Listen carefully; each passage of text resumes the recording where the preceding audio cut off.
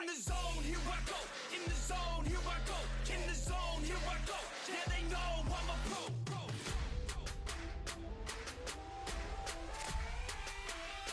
Let's go, let's go.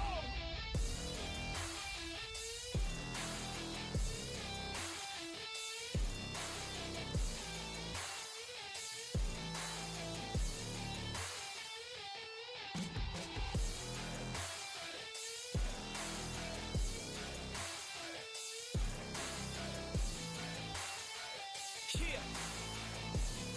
Let's go. If I go, I'ma get. When I flow, I'ma hit. And I know I'm the kid. I'm a soul, don't forget. I'ma blow up with it. Got my flow so vivid. Here we go, just beginning. Yeah, I throw every inning. Got my flow so legit. All I know is my shit. Here I go, they come with. Post Malone in this bitch. Rock star making hits. Got guitar in this shit. Leaving scars cause we lit. All these bars that I spit. Yeah.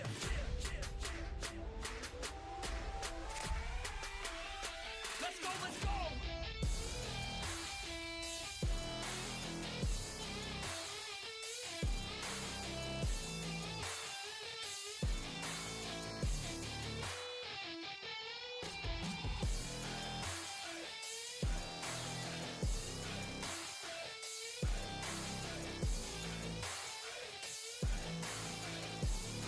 Let's go. If I know what I want, then I know what I get. If I go, they come with, cause they know I get lit. I'm a pro, not a myth, and my flow got some wit. Never slow, drink a fit. I get hype, I get lit. Here I go, I get lit. Here I go, I get lit. Here I go, I get lit. I get hype for the shit. Here I go, I get lit. Here I go, I get lit. Here I go, I get lit. I get hype for the shit. Right.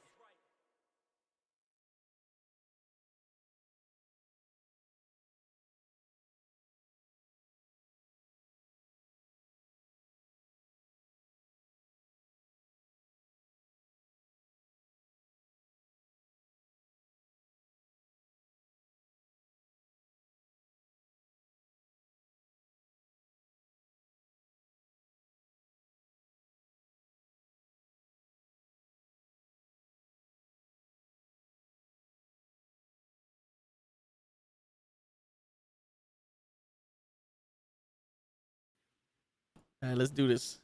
All right. Yo, what's going on, everybody? It's your boy Toe Tags in the building. We got our man to your right, my left. What's going on? What's going on? Hey, man, get ready. This is going to be a different one, but a scary one and a fun one because you're going to realize that some of the worst characters in all of comic book are human and have a power over that. But it's the human part that's probably the sickest and nastiest. And that's why we love comics. It's always the fucking humans. Mhm. It's always the fucking humans. Yeah, man. So tonight we're gonna get into scariest characters and scariest storylines. And in celebration of Halloween coming up this Sunday, Yep. I was gonna wear I had my Blue Lantern shirt, but Mhm. because I recorded that thing for the Dirty Heels podcast, I just didn't throw it on. So imagine I'm an Orange Lantern right now. It's my Halloween costume. They got an Orange Lantern, right? I think so, but That's, yeah, orange. But I forgot what that is. Is it? It's not rage. Rage is red. Fear is yellow. What is orange? Is it hate? It's something like that. I forget. I'm looking it up now. Hmm. Let's see. Yo, you can't just fucking tell me what this is. I gotta go through the whole fucking history of the Orange Lantern. All right, let's see. Let's ask it English. Where's the Orange Lantern? Let's see.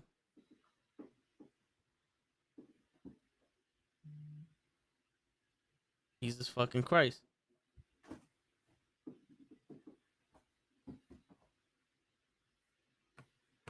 And Cap told me that his phone's dead, so it's not like he's gonna pop up in here. Ooh. It is. Yeah.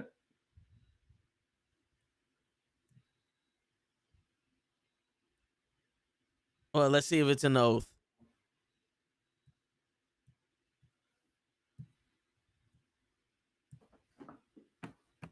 And a fucking course. You bring me to a website that doesn't have the fucking oath. This is scary. When you can't even find this shit. What's mine is mine and mine is mine. That's the orange. That's the oath. Powered by greed. Okay. Oh yeah, greed. Yeah, I literally just got it. All right. Yeah, powered by greed. So there you go.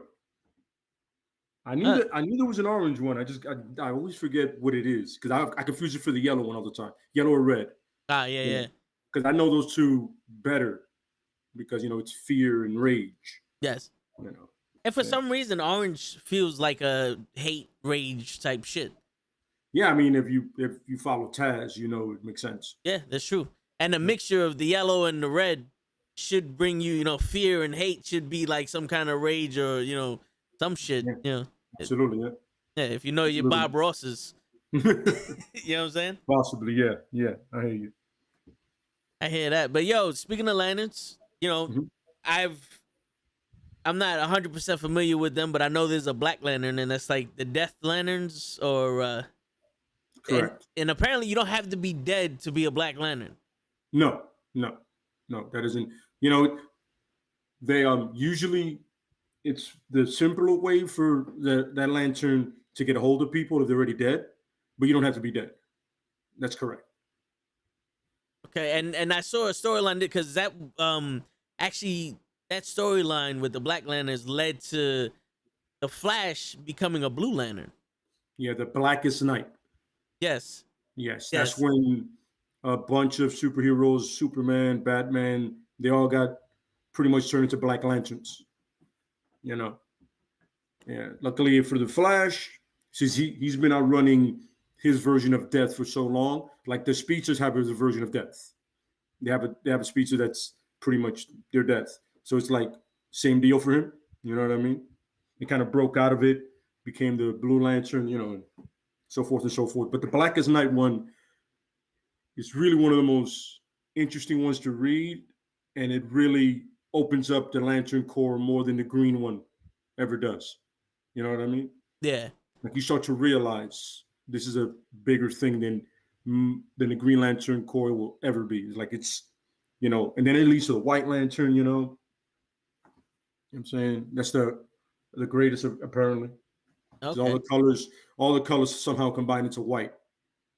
Well, it's funny how that works. Like when you put all the colors together, it's supposed to be white, and black is no color whatsoever, or some shit. Because white is right. I guess so. Hey, I guess so, man.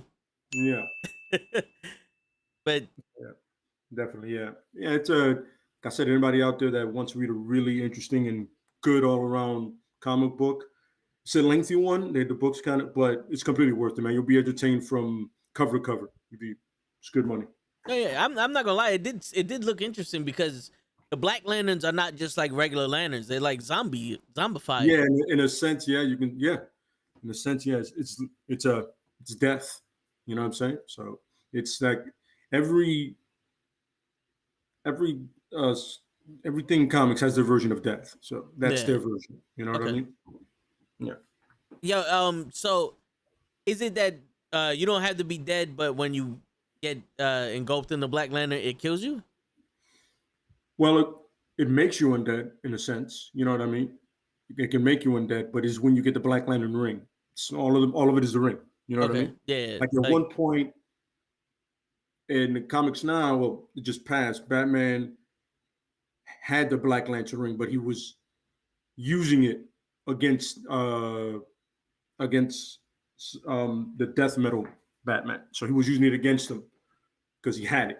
He was like, all right, I got it, but I control it. It doesn't control me. So yeah. Oh wow. And the funny part is he's been dead that whole time and nobody ever knew it. Oh shit. Red's like, wait, you've been dead this whole time? He goes, yep. Dang, that's gotta be scary. Yeah, but he has a concentration in the will to do it, so it makes sense. That's dope. Even in death, no one can break his spirit. Mm-hmm. Oh, mostly his focus. Oh yeah, like break his focus. Yes. So who's the scariest Black Lantern? It's the original guy. I always forget his name. He's the one that started it all. I always forget his name, but it's him, the first one. He's pretty much the guy that that turns everybody. I always forget his name, man. Like it escapes me.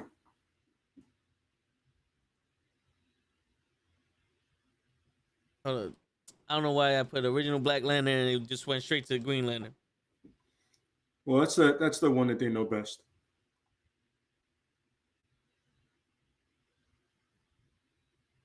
First two members of the Black Lantern Corps were Superman, Kal-El, and Martian Manhunter. Yeah, let me see something here. You got to find the Black. Shit.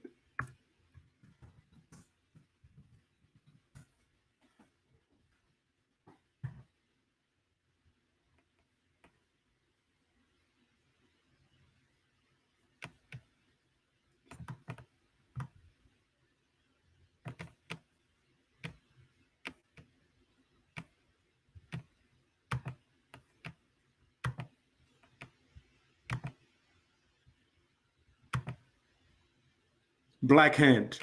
Okay. That's his name. Black Hand. That was not creative at all. Yeah, for real. It was not creative. Somebody said, Black Hand is good enough. Let's do this. Yeah, right? He's a Black Lantern, Black Hand, Black Man. Fuck it. Absolutely. Black everything. Black on black. That's it.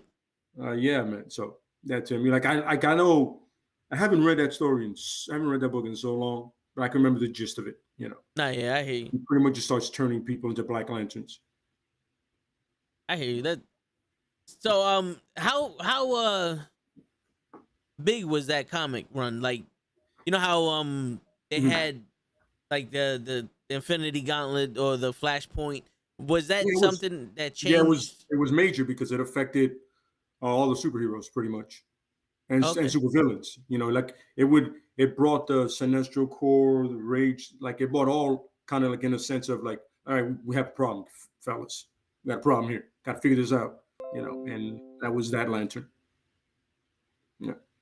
And like I said, if you had Superman, Batman, Wonder Woman, all these, like Superman by himself is something. So to incorporate all of that, yeah. Yeah. Oh, okay. Absolutely. Did they use that to like reboot the comic book history? It kind of went the way of the new 52. Okay. But then they rebooted that too. So it was like DC started just rebooting, and so did Marvel. It's like, dude, just pick one. Yeah, right. It's like, oh, the first 2 hours of this comic it didn't sell, so we're gonna have to reboot it. Yeah, exactly. It's like whatever storyline you guys were going with, you didn't stick to it. You just changed your mind midway and go, all right, let's go left. Just like their movies. Oh yeah. Which we Good job, DC. Good job, DC. We could get into that later. Oh yeah, of course. when we get off the rails. No, yeah. We're definitely gonna go after that. What's going on, Big Food? But yeah, all right, yeah. So I know you have some characters you wanted to get into. Yeah, so the one I want to start with, of course, is Carnage. Okay. Because Cletus Cassidy is really the driving force behind it. The symbiote is not really what drives. Symbiote just amplifies whatever the person that's wearing it does. Cletus Cassidy killed his grandmother and his parents when he was very young because, he's a psycho. And guess what he is? He's white. Yeah, right? You know what I'm saying? So you understand that the true villain or the true monster is not the red that he wears, not the symbiote, but it's the man. The human being is what really you should be afraid of because he was killing way before he ever got that. He became a serial killer once he got old enough. It's like he just started, sure, he killed the little animals before because, he's a psycho. So that helps. So he's Michael Myers with the symbiote? Think of more of like the Joker with the symbiote. Now that's fucking like scary. He enjoys doing it. Damn. He relishes in the fact. He loves it. And he'll make fun of you as he does it. And he's creative with it. So that, in essence, is the scariest part. That's a human being. Essentially, the human being is what really drives everything. You know what I mean? No, yeah, that in itself is scary. He's just fucking this dude. He's the Joker, but with a absolutely. Yeah, like if you put a symbiote on the Joker, pretty much what you get with Cletus Cassidy. Shit. Yeah. Is it called symbiote or symbiote? Well, I say symbiote because Dis- that's when I was watching the Spider-Man cartoon. That's the way they said it. Okay. So I was like, I just went with that. I'm like, that's probably it. You know, Because I always thought it was like the symbiote. like because I know in In the the movie they mispronounce the shit out of it. So I'm like, I don't care. Yeah, they do. They mispronounce the shit out of all that shit. Yeah, I remember when I saw a little bit of it, I saw that I was like, nope, not invested anymore. I completely understand that. I hear you. Yeah, but definitely Carnage. But like I said, more Cletus Cassidy than the actual symbiote. You know, I that is hear off the you. rockets. Yeah. Then there's the other one is of course Nightmare, which makes sense. I mean, Nightmare. I think it pretty much sells itself right there. Yeah, So yeah, Nightmare. Simply for the fact is that's what the man does is he provides nightmare, but he does it to the point where you either lose your mind or you kill yourself. So is it's bad. he a DC character or a Marvel character? Marvel. These two are Marvel. The next one is DC, but these two are Marvel. Okay, Carnage is Marvel. Oh, Cassidy's Marvel, and so is Nightmare. who's Nightmares? Who's his Well, hero that he? it would be like Doctor Strange Okay, or Ghostwriter. okay, That is the mystic world in a sense. So like mystic arts or magic or stuff like that or supernatural stuff, it would naturally fall. Or even the other guy from New Orleans, Voodoo Man, they would fall under they deal with that Nightmare. okay, like the supernatural Because shit. yeah, like he has like his own dimension that he kind of rules over, Yeah, and sometimes it'll cross over. Kind of like a Mephisto or Dormammu, those kind of people. Yeah, yeah. Oh, okay, okay. So is he powerful? Like, can he yeah. like kill Yes, Mephisto? yes, he is. He is. Like I said, he rules over his own dimension, so that it's not the easiest thing to do, Yeah, but he does rule his dimension, and yeah, he's given Doctor Strange, he's given uh, Voodoo Man, he's given Ghost Rider like a run for his money. You know what I mean? Like he's properly powerful. You so know. so what's like the scariest or most impressive thing that he's done in the comics? Oh wow! I forgot what superhero was it that he almost drove completely insane, and one of them with the biggest, with like some of the greatest willpower, and some of like they were intensely focused, and he just the worst the worst visions and kind of ideas almost led him to off himself. I forget what superhero it is, but it got close. Oh If it shit! wasn't for Doctor Strange, it would have went left. Damn. So he did something like Wanda in Well, Age in a of Ultron sense, type shit. yeah. Well, in a sense, because he that's his whole focus. You know what I mean? Like he could make it all real in a sense. Because it's Nightmare. That's it. Yeah, Yeah. I So would imagine that. yeah. Well, you probably don't, not if you're that hero. No, I'm saying no. I would imagine his power would be to give you nightmares. Yeah. Okay, yo, real quick, going back to the Carnage, because Yes. I remember, I don't know if it was you or Cap, or probably y'all had the discussion about it. It's like the symbiotes don't have a temperament; they just latch on and enhance No, yeah. whoever Yeah, they this- get onto. Yeah. The symbiotes almost don't have like a personality in a sense, and they just had this thing where Null, the king of the symbiote, right? He pretty much breaks it down like, yo, they're really peaceful, honestly. They're chilled, but once they latch on to somebody that's not Eddie Brock, Cletus Cassidy, you know what I'm saying? Anybody else, Hulk, they just amplify whatever the person's feeling. Okay. They kick it up a notch. That's why when Spider-Man got it, and all of a sudden, he started feeling not that stupid Spider-Man 3 swagger thing, but he started feeling like he got to the point where like, yo, I'm tired of the fact that I got to stop these guys. I stop them, they get out of prison, and they come back. I'm like, yo, I got to start finishing them, and that's the symbiote starting to fuck with him Okay. because in his mind at one point he got upset and it just latched onto that raw emotion. Ah. Okay. Yeah. And with the other two, with Eddie, clearly it was like we said before, it was like It was like with Eddie, it was the whole thing of trying to hurt someone that hurt you because they rejected you. And then with Cletus is just a complete psychopath. You know what I mean? Yeah. And it happens to be the offspring of Venom. So It's not like already has that. They made a bunch of other ones like Ride and all that. Yeah. Maybe in the lab. This one is literally the offspring of Venom. Oh shit. Okay. Yeah. Yeah. So it already had that hate in it from Eddie Brock. No, when it separated itself, it was looking for another host to level that up, and it just happened to find. The one. If it found itself, it found itself a nigga. It found a true psycho. Because I was It's funny because on the DC side, one of my favorites is he's a Batman villain. Not too many people know about him, but his name is Victor Zazz. Okay. Victor Zazz is a serial killer. Every time he kills somebody, he marks himself with his knife on his body. So everywhere there's a mark, like where you can see it. And I remember at one point I was just counting like the marks on his chest, and I counted 75. I was like, that's a lot. Damn. So this is where I'm saying the person is the problem. You know what I mean? Like that's scary when a human being can get to that point. Yeah. And he kills for the enjoyment of killing, like Cassidy, the pure enjoyment of doing it. Shit. Cause I was gonna ask you, was there ever a point where the symbiote was like, all right, my nigga, you doing too much? Yeah, I remember, I don't know, it's kind of hard to find that comic, but where like Eddie's almost going off, and even the Venom symbiote like, hey, pump the brakes, bro. We're not the guy in red. Pump the brakes. Yeah.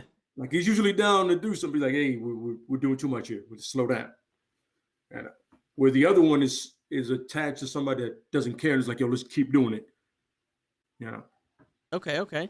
Yeah. So, I mean, like just a picture that, like, if anybody has any kind of sense for what Venom could do, and then you Absolutely. have the offspring of Venom connected to a psychopath that you just described as the Joker, and some dude that has 75 bodies on his chest. Just his chest. But remember, every time he kills someone, he marks it on himself. So this is him continuously doing it. And he's been caught, he's gotten away, and he keeps doing it. And he's a Batman villain. And he's one of these villains that just Batman doesn't kill, the guy continuously murders. You know what I mean? Obsessive. Yeah. So like you throw him in jail, but then he goes to jail and he kills people there. That's crazy. So Batman never like fucking tried to kill him? Like no one's ever. Not the ones that I've read with Victor Zazz, because he's usually a side villain, you know? Yeah. Because he's not the Riddler or Two-Face. But it's an interesting concept because he continues to kill. Then even at one point he's like, yo, I'm running out of space in my body to put marks. And he just started, he was like, anywhere I can find it, I just got to keep killing. Damn. So that's how the guy works. That's Victor Zazz. That's a psycho. That's all he is. He's a psycho. Was he one of your people, or that's like a bonus? Absolutely, one? Okay. Absolutely. I picked him because it's the human being that's a problem. And he's in good shape. He works out regularly, but he's a psycho, essentially. You know what I mean? And that's the scariest thing is when a human being can get to that level to me. Not when it's an entity like a Michael Myers or whatever. This is a man that decided I'm just going to start murdering consistently. And that to me has always been scarier in the mind because what part of your humanity did you lose for that to happen? For real. Like so, what? Like it would be funny if his mom was named Martha and he lost her in a back alley, at a fucking movie theater or some shit like that. Yeah. You know what I'm saying? Like there's a couple of villains that have really fucked up origins. Like shit is really fucked up for them. Yeah. So you can kind of understand where they're coming from. Like Dr. Doom, his mother was killed by Mephisto. Okay. You know what I'm saying? So in a sense, he started doing the sorcery stuff and all that to get her soul back and almost destroy Mephisto. But the problem is there's also the ego that he has. So it kind of like gives you that double whammy of like, I kind of feel for you, but then you do shit that makes me not want to feel for you, bro. Like you You had me, and then you lost me right there. That's crazy. Cause I didn't know Mephisto killed Dr. Doom's mom. If you look it up, it's one of those things like, well, and then fuck the part is Doom like gives up his wife. I guess like kind of like trade for his mom. If I'm not, I think we call that correct. But then Mephisto's like, no, it doesn't matter. Now I got your wife too, stupid. Oh shit. It's Mephisto. You don't trust who is pretty much the devil in the MCU. Yeah. You don't trust in Marvel. You know what I mean? Shit. Damn, that's scary in itself. Like my man, has Dr. Doom killed Mephisto? I think in one he did when he got the power cosmic from the Beyonder. Like he got the power from the Beyonder, and Beyonder's powerful. And I think I remember him like just catching, just going to work, doing everything he's ever wanted to do. Yeah. You know what I'm saying? So yeah, it's interesting. My bad. There was a spider by my damn wall. I was trying to kill it. It's all good. I'm not afraid of spiders. I just don't want shit crawling on my damn leg. I hear that. It's funny at work. Everybody, oh, there's a water bug. Give me a second. I'm the only person wearing boots, and I guess I'm the only person that they don't bother. So I'm just like, it's not a big deal. Yeah, like I'm not afraid of them. I hate bugs, man. They just piss me off. I hear that. I completely understand that. It's like, mind your fucking business. You know what I'm saying? Like, they're the rudest motherfuckers I've ever seen, these motherfuckers. Like, if you're in the middle of a fucking podcast and you want to crawl down the fucking wall, blow it out your ass. Well, I mean, it's close to Halloween, so they should be coming out, I guess. Yeah, I guess so. That would make sense. Yeah, right? But don't ask me for no fucking candy, motherfucker. Shit. Yo, yeah. So I mean, we got to talk about Ghostwriter because he's actually essentially a good guy. Yeah, he is. He is for the. I mean, he doesn't look like it. No, he doesn't. All. Yeah, like it. But like we said before, with Ghostwriter, it makes perfect sense because his power set is absolutely right down the middle. You know, he knows if you're a piece of shit or not. So like you can say whatever you want, but he's gonna look into your history and go, all right. So clearly you don't deserve to be here. You know what I mean? Yeah. Yeah. Yeah, and it's a real interesting one because he'll cross over, like I said, with Doctor Strange. He'll cross over with Voodoo Man. He'll cross over with the Avengers and people like that, you know. And you're like, so like, where do you fit him? And you want to say supernatural, but between the motorcycle and the chain, you could also fit him as just a powerful hero, period, you know? Yeah. So like you can pigeonhole them in one place, honestly. Even though it is a spirit of vengeance, you're like, yeah, but he's very powerful. So I kind of like, I can go either way with him. Yeah, you know? He's like the spiritual version of the Silver Surfer, if I had to almost compare him. I can see that. I can see that. You know what I'm saying? Because in the Silver Surfer, like OP. No, he is. When you have the power cosmic, you know, that's when you've essentially become close to a god or almost a god, depending on the power you get and how you use it. Yeah. You know, and like he's Galactus' favorite hero because he almost never fails. You know what I mean? Yeah. So he's like, oh, okay, I get it. You know, and he made the choice to do it to save his planet. He said, be my herald, and I'll spare your planet. He said, all right, let's do this. That's you got to have some devotion to your planet. Well, it's mostly his wife. Yeah, you know, it's his wife. You know, it's always that one person. You know, she's no Lois, which is good. She was like, no, don't do it. He was like, yo, it's either me or all of us, man. I'll take L. I'll take a knee for this. Yeah, Run right. out the clock. It's ending now. Yeah. Man, that's crazy. And Ghostwriter, you said Silver Surfer is the power cosmic. Ghostwriter is pretty much the power of hell. Right? Well, yeah. You can. That's what you're pretty much looking at. Yeah, essentially, hell itself. It's like pretty much because he has the hell flame, or you can say kind of like an angel of death, kind of in the sense of like, you know, the whole thing with the angel of death is he's going to lead you to where you need to go. It's either heaven or hell. Mm. So essentially, that's like their version of death. You know, like he's going to judge you either way.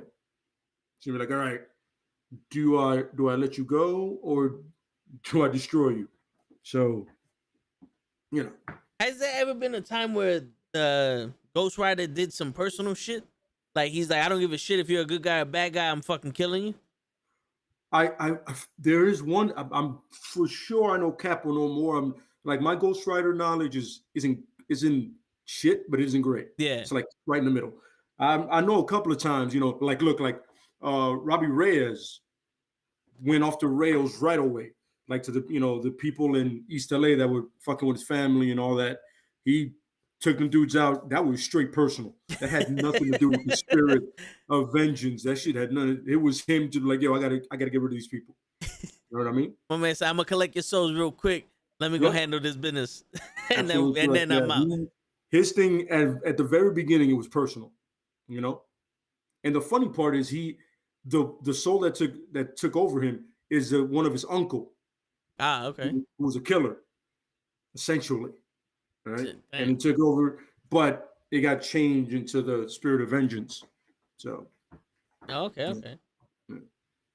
Yo, real quick, I've always wanted to ask this: like, has the Ghostwriter ever killed Punisher? Like, has he ever given the stare? Like, does he just not fuck with him? Here's a fun part, right? So he did give the Punisher once the pinch stare, and nothing happened. And he was like, I don't understand. He goes, I regret nothing I've ever done. The Punisher literally looks at him and goes, I regret nothing. And he goes, that's why it didn't work. You don't regret anything you've ever done. So since there's no regret in him, and like in his soul, there's nothing to punish. Oh, shit. The Punisher, like, yo, he fully believes what he's doing is right. In his heart, like in his little heart and soul that he has, he believes he's correct. It doesn't bother him. And he did this stare, and I'm pretty sure Cap will tell you the same thing. Cap, that he was on some nothing. Oh man, nothing. I can't do anything with this dude. Like he straight up looked and he says, and he looked right at him. And he goes, "It's not working. I regret nothing." Shit. That's it. And that was in the. That's when Ghostwriter figured out. Yeah, some people are just they're that. They're that. Damn, that's crazy. My man said, I don't have a soul for you to fucking punish. There's a soul. There's just no remorse.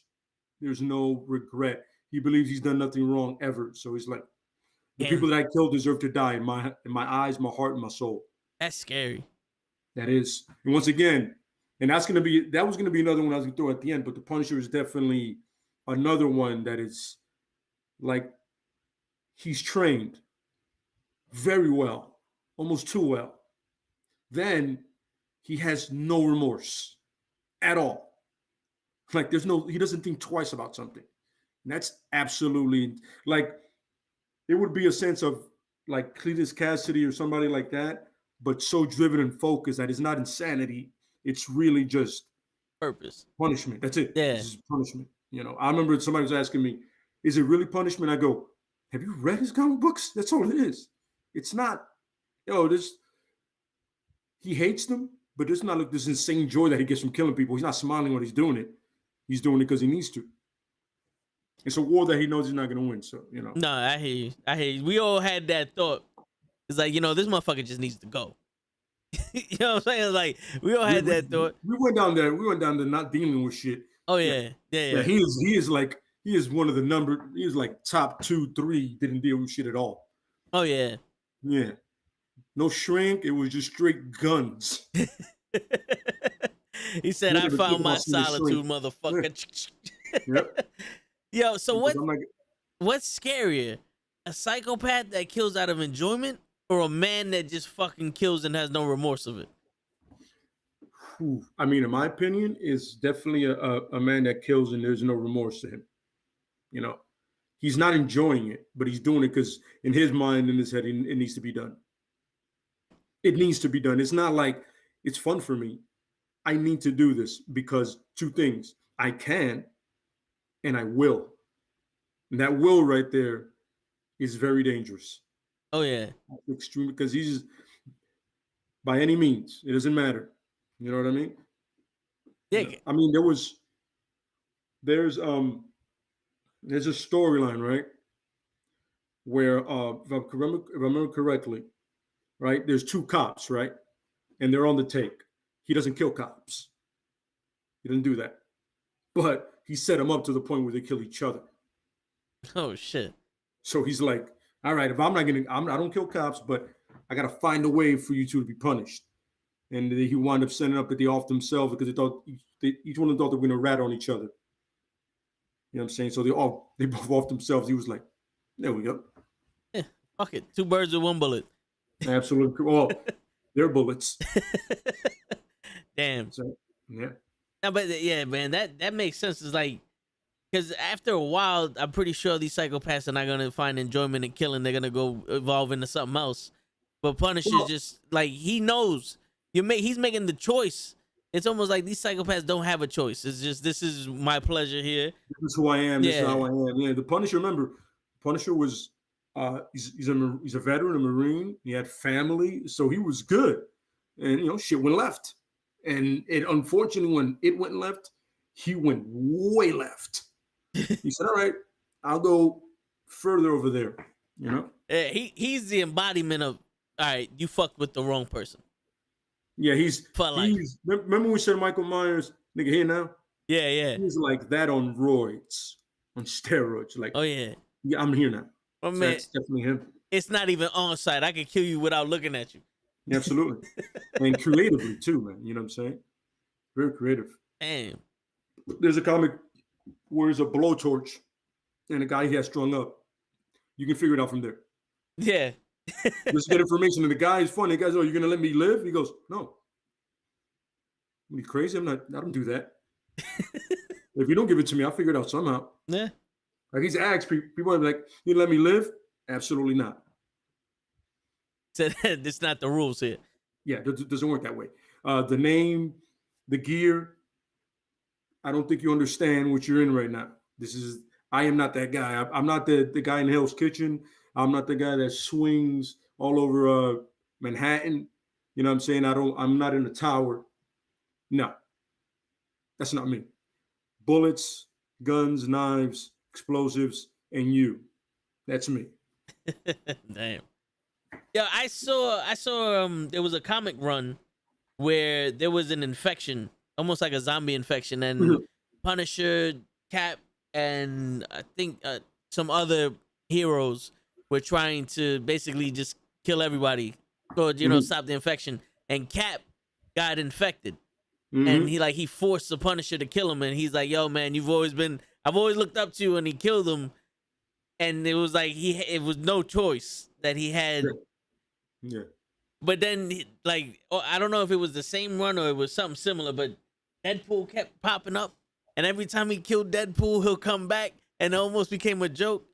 And he had to cut Deadpool into pieces and bury him all around the city. Yeah, they all right, so the one I know the one you're talking about, right? And Cap, the only reason Cap asked him is because almost nobody else would do it.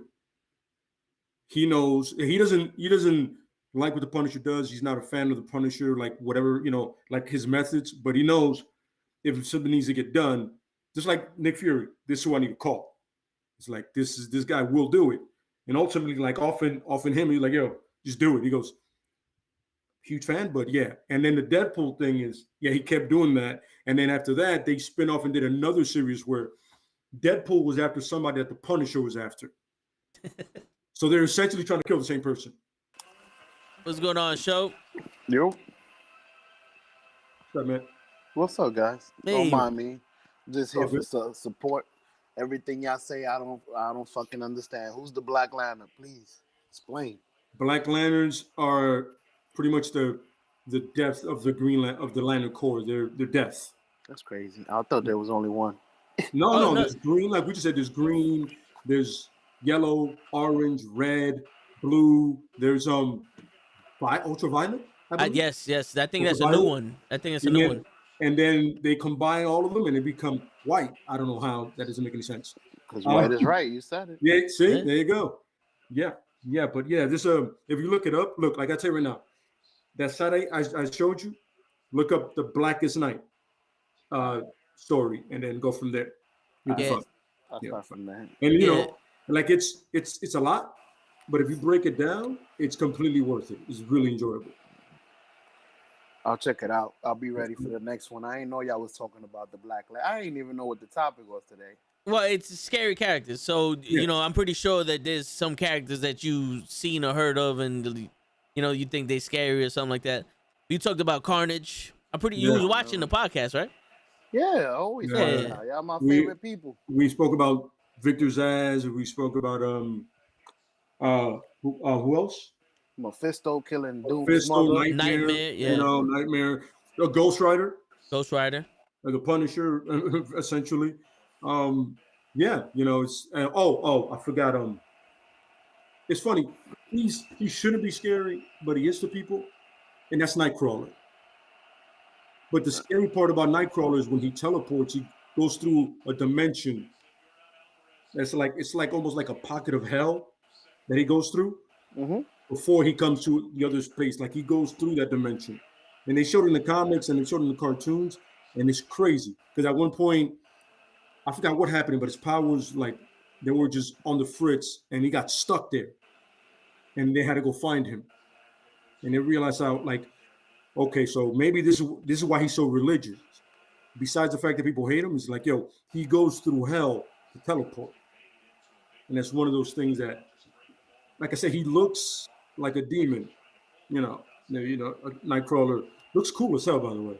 But he looks like a demon, but he is the complete opposite of that. He's religious. He's really nice, you know. But when he teleports, he does go through hell pretty much.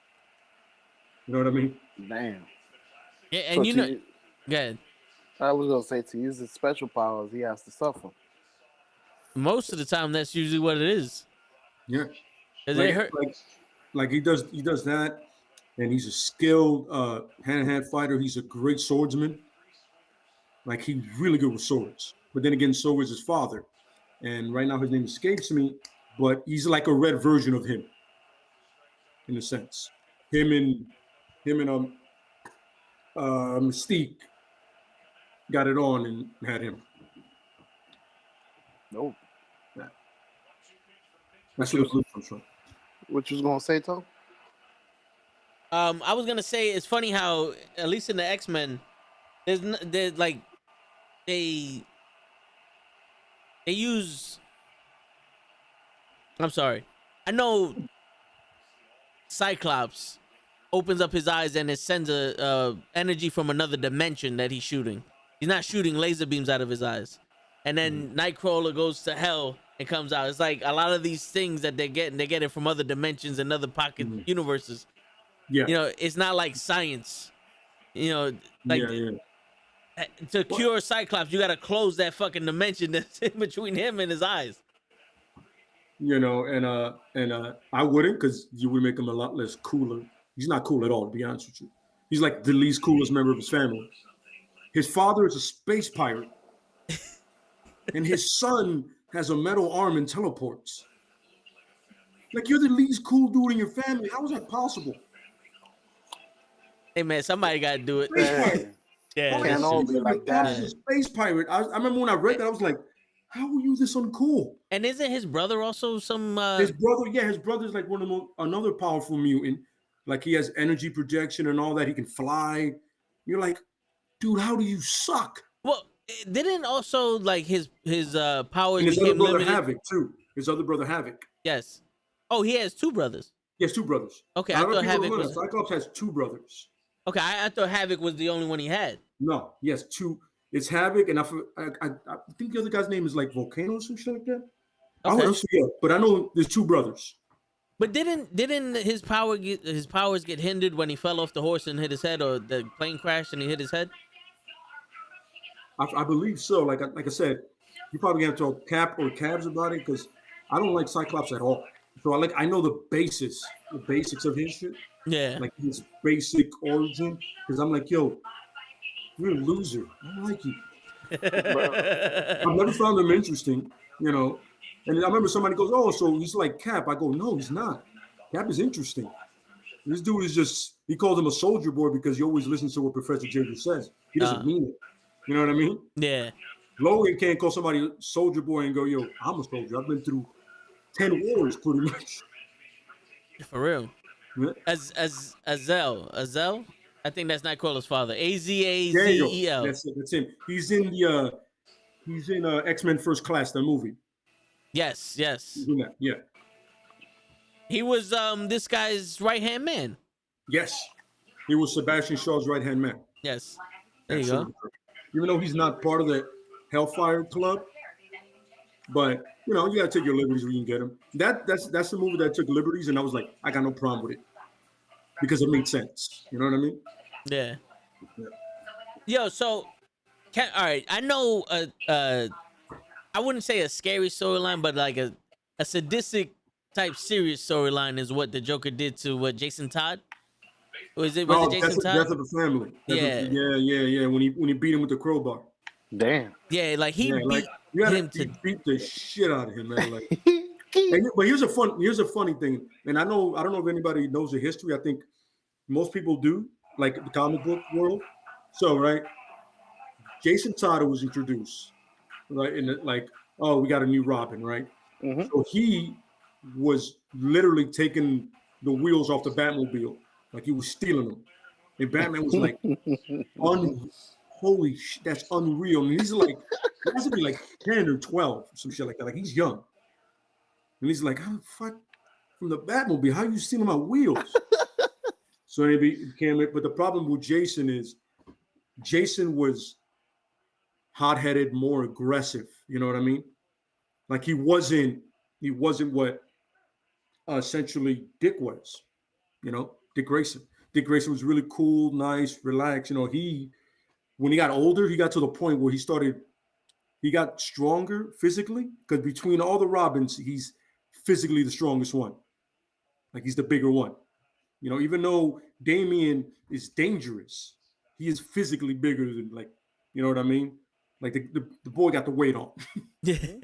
he hit the gym. When he started to get older, he started to become more aggressive, and he started like, yo, you're not understanding what we're doing here. Like, you want to be soft on these people, but these people are hurting other people. Telling Batman. You know what I'm saying? And essentially that aggressive attitude is what got him in the position to get his ass handed to him by the Joker. Okay. Being overzealous and thinking, yo, I got him. And the Joker's like, no, my man, just because I don't physically impose you doesn't mean I can fuck you up with a crowbar. Hey, bing. Yep. Hey, yeah. And then he blew him up. But what happened was they made a hotline to see if Jason lives or dies. Yes, I was just about to ask you that. And one dude somehow put his phone to call that number like 100 some odd times a day so he can die. So that guy really had it out for him. Yeah, because apparently he was the least liked Robin. Yeah. Out of all. He was. It's funny because now I feel like it's Damian because everybody loves a Red Hood. Yeah. But yeah, no, at that time, nobody liked him. And you know what sucked about it? Because right after him, it was Tim Drake. And Tim Drake is seen as the best detective out of all the Robins, and even better than Batman. Batman says it. He goes, "One day you're gonna be a better detective than me, for sure." Shit. So yeah. So like, so you're stuck in between the Golden Boy, which is, you know, Dick Grayson, and then one of the most intelligent ones, which is Tim Drake. You're right in the middle. You're aggressive. You're a bit of an asshole. Nobody's gonna like you. You know what I'm saying? That's gonna be facts. Yeah. You know what I'm saying? I did not know there was different. Yeah, but he definitely the Joker. I mean, backhand, forehand. It was just like that crowbar went to work, and then he blew him up. How did he come back to life as the Red Hood? Was it the Lazarus Pit? The Lazarus Pit, as everybody explains it. Okay. Like, because the way they say it, right, is that Roz hired the Joker to get one of the Robins, and essentially.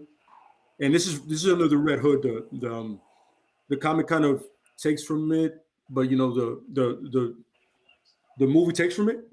So essentially, he feels like, I'm responsible for Robin's death, and you know how much he respects Batman. You know, he calls him the detective. Yeah. Like he knows who he is, but he never reveals the secret. He goes because he always wanted him to take over the League of Shadows. He wanted him to take over them because he was like, yo, nobody is on that level like you are. You know, so he like, oh, I feel responsible for his death. Maybe the Lazarus pit, but the problem is, you know, when you go in the Lazarus pit, you come out a little batshit. Yeah. What's gonna happen? You come out batshit. That's what it. I mean, it'll give you eternal life. Like this dude's been alive for 600-700 years. Damn. Ra's al Ghul or Raish, whichever name tickles your pickle. Yeah, we don't discriminate here. Yeah, no, because I've gotten into this like arguments about that name. Shit. You know what I'm saying? But I'm like, whatever. You know what I'm saying? So he felt that he was responsible for him, so he wanted to bring him back. But then Jason lost his shit, and then he went on to become a better marksman, to train with Lady Shiva, to do all this stuff, and then essentially become the Red Hood. And the Red Hood is a Joker persona from years back. So it's like he's turning it against the Joker. So it's almost like, well, you got yourself a nigga now. Exactly. Mm-hmm. He's like, yo, listen, this used to be your thing, but I'm making my thing, and I'm gonna make it worse than you ever made it. You know. Train with Baby Shiva. Like I said, you guys get a chance, watch Under the Red Hood. They have it on HBO Max. No, yeah, I saw it once, and it was definitely a good watch. By the way, Doogie does Nightwing's voice. Doogie Howser does Nightwing's voice. So. Oh shit! Okay. How is that not cool? True. Huh? True. My man can do anything. Fucking Neil Patrick Harris. Oh yeah. Yeah. So and then there's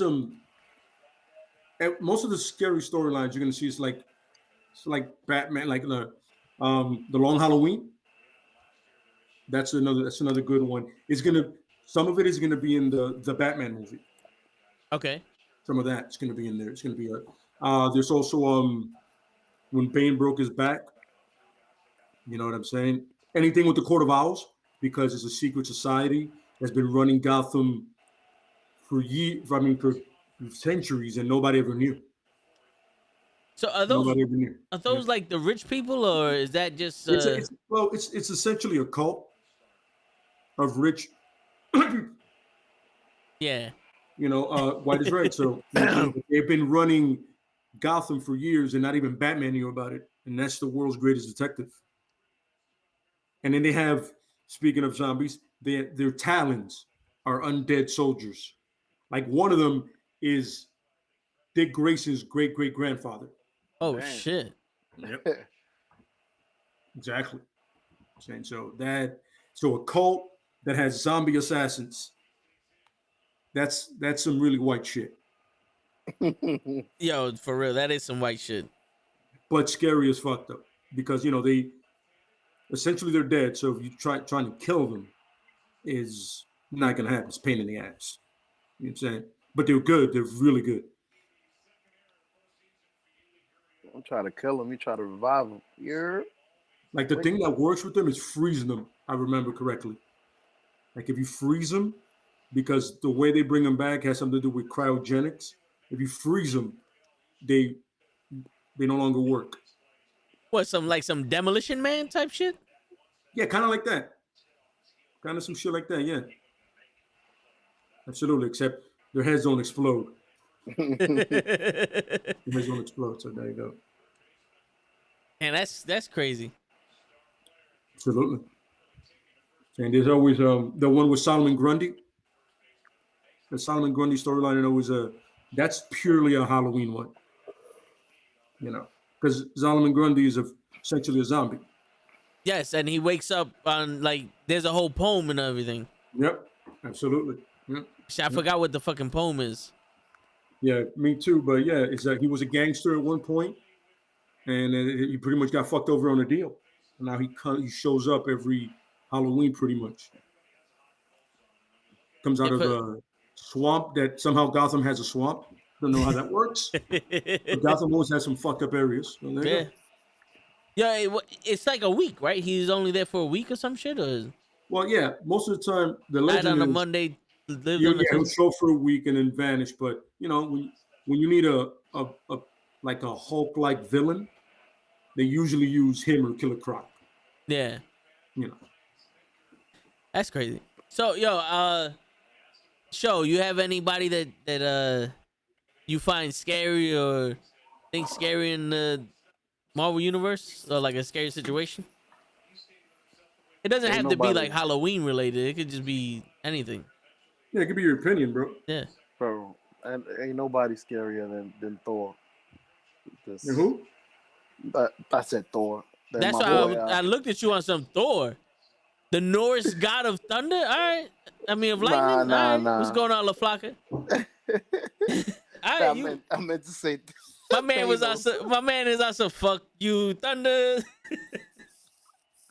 I Oh, wanted to hear the explanation to it. Yeah.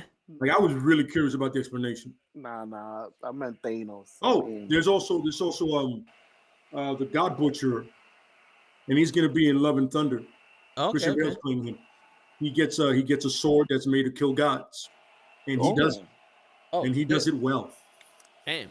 So it's kind of Yeah, like the so- sword that Wonder Woman had. Yeah, kind of like essentially like that. But do you know who made it for him? No, the god of the symbionts, the leader of the symbionts. Oh shit. Oh yeah, The yeah. symbiote. I remembered hearing that. Yeah. But who Yeah. does he use it on? The Yeah, Eternals, right? I mean, some Eternals, some Celestials. He kills gods. So Eternals and Celestials are god like, and then you Essentially, actually they're gods, have yeah. then you Especially have the Celestials. yeah. So like Celestials create shit. Eternals are just like Their offspring. immortals. Like they made them. Yeah. Like they made them mutants and humans. That's the thing they got in Marvel. Yeah. They made humans, mutants, and Eternals. And then they have the one above all, and then the actual god. Well, the one above all is their god. Okay, he's the the god. highest level. Yeah, he's their god. And essentially, it's funny because in one comic they showed him and he looks like Jack Kirby, the guy who made up a lot of the characters. Yeah. Crazy. Yeah. Dope. Yeah. So the one above all, you have like one above all, the Tribunal, Beyonder, and people like that. Okay. Yeah, but talking about Thanos show. Yes. So the motivation for Thanos in the movie and in the comics are different, right? No, I didn't. I know in the comics he's a lot more brutal. Well, all right. So picture this: Thanos is actually obsessed with death. It's a woman, like Lady Death. yeah, Lady Death. Yeah. yeah, Lady Yeah. Death, and You he read it. snapped half the universe for death just to impress her. See, I didn't read in the comic. Well, I did read it, but I didn't see it like that. Because I remember I think he was even mad at her at the end. Well, Because after he did it, she was like, Yeah. you good. then she winds up with Deadpool. That's Yeah. crazy. Like I made all this effort. You wound up with this idiot. Yeah. Eventually, that's what Thanos was thinking. And then Thanos made Deadpool immortal. So that way he can never so die. he was the one that made him immortal. I was gonna No. ask if he tried to kill him. No, so he made him immortal, so like death wouldn't want to be with him. Completely backfired. That's dope. I never knew that. I thought he was just born like that.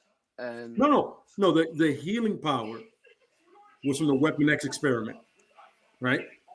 And then he had the cancer. So like the cancers and the healing power were battling each other, right? Yeah. That one essentially, I'm healed and then I'm dying and I'm healed, so it's like a constant fight. But his healing factor is like Wolverine level, like you literally have to pretty much eradicate him, or you're not going to get rid of him. Yeah, you have to I mean, drop if him there's down a to the drop cell. of blood of Deadpool, he'll come back. Yeah, as long as there's one cell that's still intact, he can grow Absolutely. himself back. Absolutely. And the crazy shit is, show that you might not realize, Wolverine has the strongest healing factor. His adamantium stops his stem cells from growing in his spine, and that's what makes it so. That's what makes it look like his healing factor is not that strong. It's like when Wolverine was dying through adamantium poisoning, Magneto, if I'm not mistaken, took his adamantium out, and like within an hour or two, he just grew back and healed perfectly. So if he didn't have the adamantium, and his healing would be like, he'll be some Hulk level shit where it's like you cut him, and before the blade even gets off his arm, he's healed. Correct. damn. But with Wolverine, all he has is the blades on his fingers, right? No, It's his not really.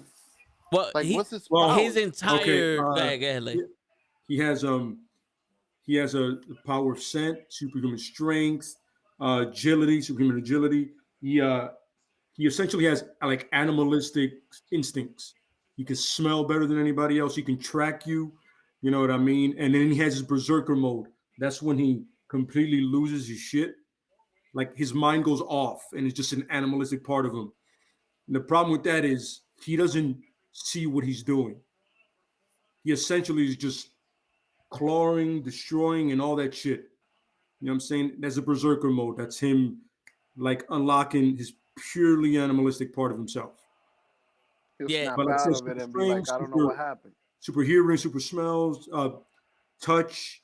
He can track. Like I said, he's essentially like a wolf, if you think Yeah. about it. You know what I mean? Like he can do all of that. You know what I mean? Gotcha. and he was originally a Hulk villain, right? He was Yeah. supposed to fight the Yeah, Hulk. the sense is the Hulk was in Canada, and he was part of Alpha Flight. There's a team in Canada, and they essentially sent him out to get rid of the Hulk because the Hulk came to Canada, and the people were like, "Oh, you don't want him to do anything to anybody," and they sent out Wolverine to get him. The Hulk would have whooped his ass and Well, ripped those little he blades did. out his fingers. Yeah. But in the first one, actually in the first one, Wolverine got good on him, and like even Wolverine, you know the Thing, right? Yeah. Cut half his face off. There was a point where the Thing had to wear a mask. Shit. Yeah, like Wolverine is, and at one point the Hulk breaks Wolverine in half and throws each part like deep, but then he comes back together. Yo, Kenny's in the room. What's going on, Kenny? LaFlac is here. Pro Wrestling Podcast said, or a Wolverine, if you will, because you say he's like a wolf or like a Wolverine. Yeah. Well, the reason I say the wolf is because if you look at his hair, and have you ever seen a Wolverine? It looks nothing like that. That's true. Have you ever seen a Wolverine? First of all, you're like, when I first saw it, I was like, yo, that's a cute little pet. Right? Like, it's cute. But then you see it fight, you go, I take that back. Those things fight bears. And they don't back down. It's the piranha of the fucking they don't land. There is those are the definition of I want to smoke all day, every day. Those guys define that. Wolverine's define that, period. So, Word. Same thing with the Tasmanian devil. So does the character, yeah. So it makes sense. Yo, my brother always tells me that as good as Wolverine is, like every year on his birthday, Sabretooth comes and fucks him up. And like he can't beat Sabretooth for some reason. Yeah, well, to me, essentially is like him and Sabretooth have a very long history.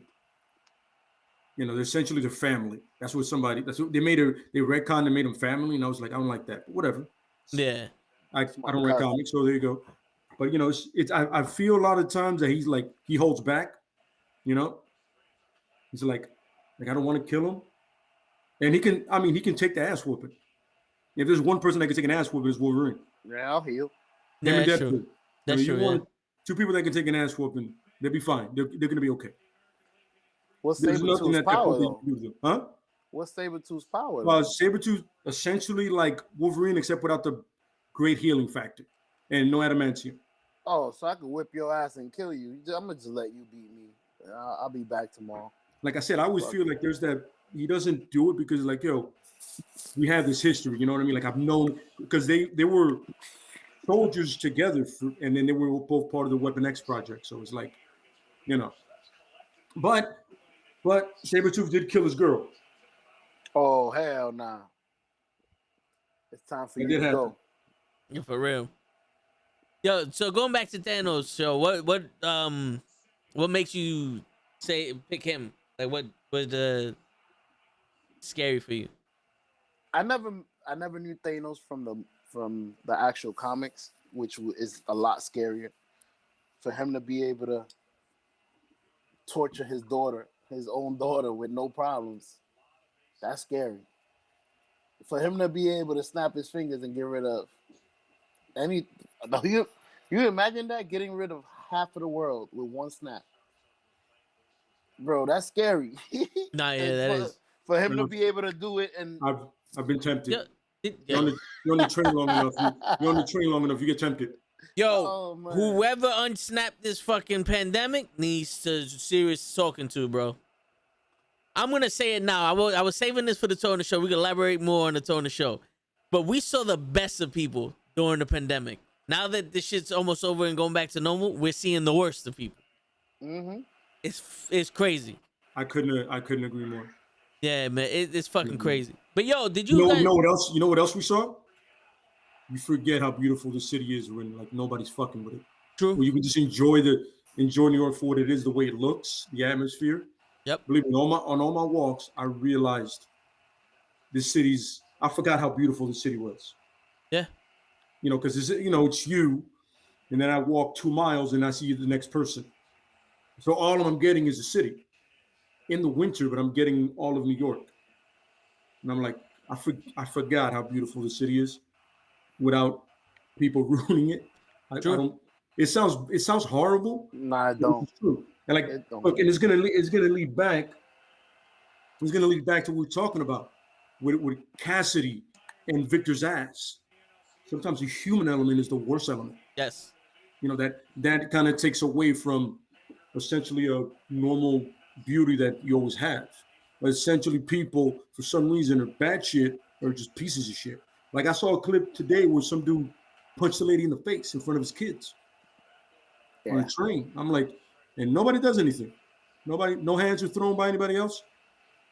Yo, but you know what? We're living in a world of two things. We're living in a world of cowards and really sensitive people. And I'm not saying they're related. Yeah. But everybody's afraid to step up. You know what I mean? Yeah, You're afraid to. I'm not telling you to be a hero, but I'm telling you at least be a decent human being. Yo, but it's crazy to get into a domestic dispute in the streets because I've seen where. No, but he didn't know this lady. Oh well, you know She's a random woman. I saw two people like arguing, a man and a woman, and the woman swung on the dude and the dude pushed her down, and I'm just sitting there. I'm like, I just walked in on the train. You was arguing. I don't know what happened, but I saw you push homeboy, and like, unless he's beating your face in, you know, you're gonna have to relax. You know, sometimes you gotta learn. But you know, there's been situations where a guy and a girl are fighting, their boyfriend and girlfriend, and some dude jumps in on some blah, blah, and now the girls are on that dude's back and they're beating the shit out of that guy. Word. That's another thing. The boyfriend, and then at the end of the day, they walk home together after all that shit, and you got your ass whipped for free. For real. Which is you stuff. No, I'm just saying. No. Into that fight, I've seen it go both ways. Yeah. Whether somebody getting involved gets dropped, and then somebody getting involved drops.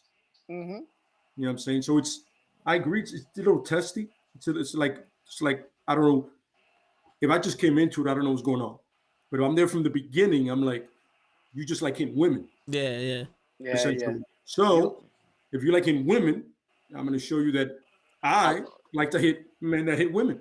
Yeah. There you go. Essentially, I'm going to show you like hitting her. Oh, let me hit you. See how much fun that is. Oh, yeah. You know what I'm saying? Ain't no nails here. It's just fists, bro, and elbows. Listen, it'll be a lovely time for you. Just be realistic. As they would say, it's going to be a lovely tea party. Oh, be honest, Lay. Just tell them the truth. Listen, I just like hitting men. But No. I 100%. I it's gonna sound corny as hell, and it's directed to this podcast and my whole life. I don't like bullies. That's true. Nah, yeah. Where's the cap? I don't care where they're from. I don't like bullies. Because you know what it is, you learn how to fight, or you physically bigger, you get bigger to be a dick. And the fun part is when somebody is bigger and you're smaller and you drop them, essentially that's humility at its best. Mm-hmm. You know what I'm saying?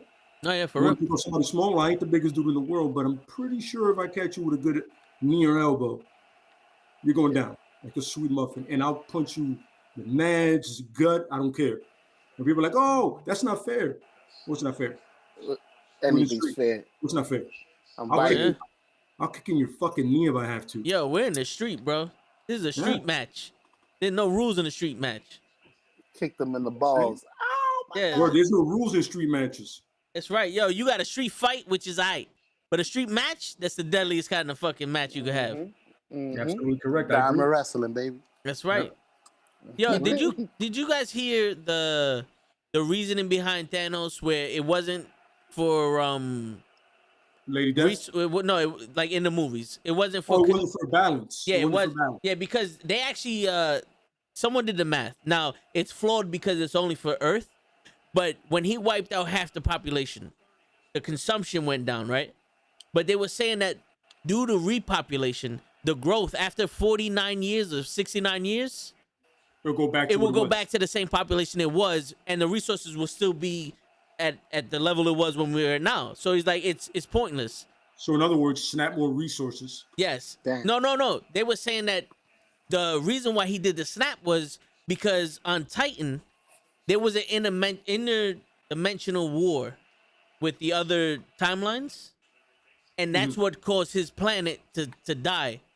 And he came up with the notion of, yo, we have to take out half the universe because, one, they don't develop time travel and destroy the timeline, so we'd have this shit again. Two, we're gonna save them with the resources so other people could join them. And like he witnessed the timelines battling. Like he was, like when they showed Loki and they had that little cartoon of what the TVA is. In the background, they had this figure of a ship, and that was the same exact ship that was in Infinity Wars when they showed Titan.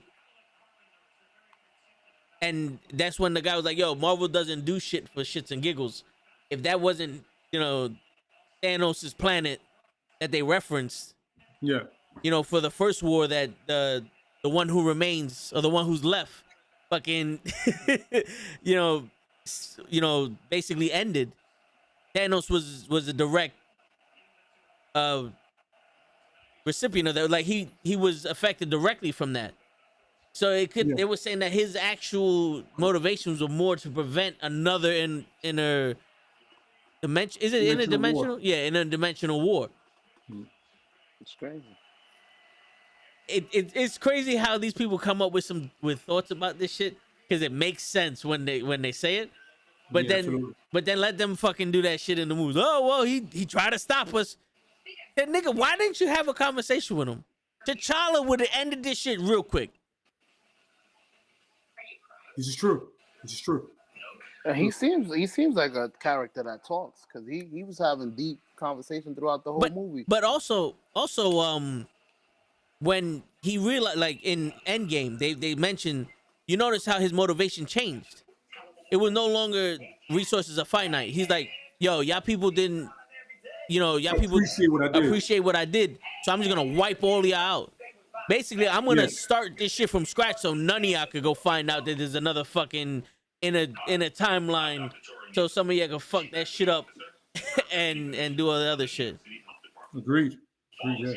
Yeah, but the thing is, you figure, right?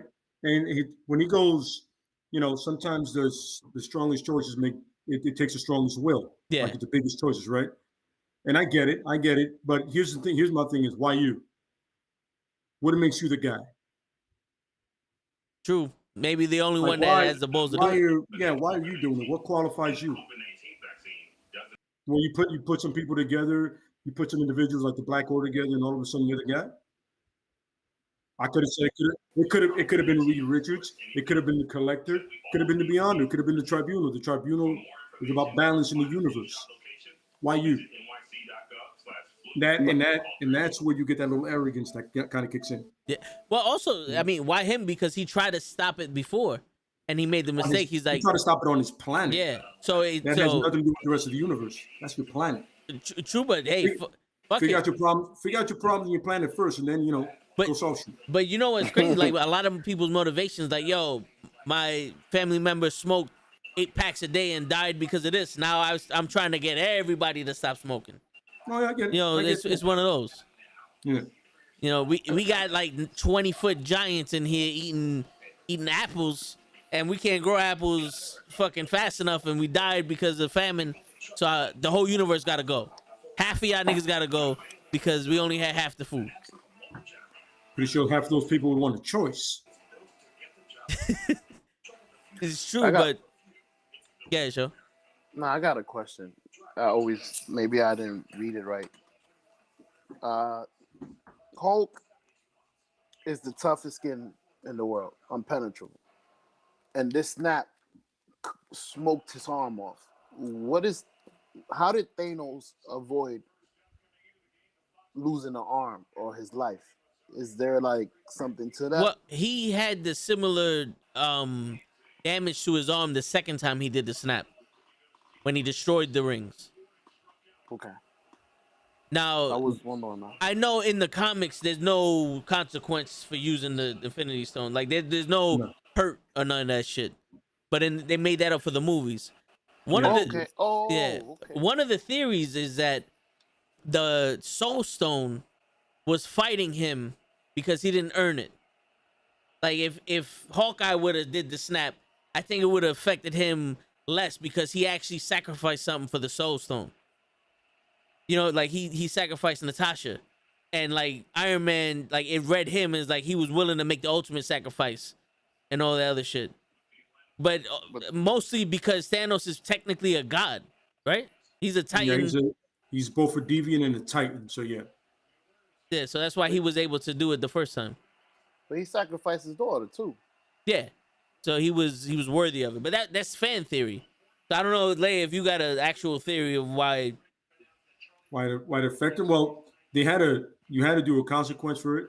Like, look, when they figured out the stones, they figured out it's gamma radiation, right? That's the Hulk. So essentially, it shouldn't have affected him at all. Yeah, but for some reason, it did. You know what I mean? And he said, "Because I could be probably the one that can handle this." He did. You know what I'm saying? But unfortunately, is when you do it to a human, you know, it's going to take. The whole point of it is something has to be given up for something to happen. Like that's life. Like you gotta, in order to do something great, you gotta give up something great. And for Tony, it was his life. For the Hulk, it was his arm. So, yeah. That's crazy. They incorporate a lot of real life shit into the MCU. There's a lot of meaning in what they do. Yeah. They like when y'all was talking about half of the population. I think it's crazy because maybe I'm weird, but I felt like that's what COVID was about. I think we was getting overpopulated, bro. Like for real. We had 6 billion people in the fucking country and then I think it was becoming to a point where the world was messing up or something. I gotta read up, and I'm not very intelligent about this, but well, when they did the shutdowns, it was, I don't know if it was in France or one of the other countries. When they shut down that country, that part of the ozone layer started actually healing because there wasn't as much pollution. Yeah, and a lot of the shit was like we started seeing dolphins in the fucking the Hudson River or some shit like that. Like a lot of the shit we never seen before because there was too much traffic or some shit. Like the planet was healing itself.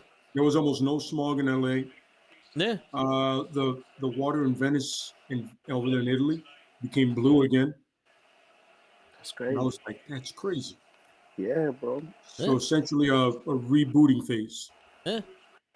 Now here's the question. AIDS, they said somebody fucked a monkey.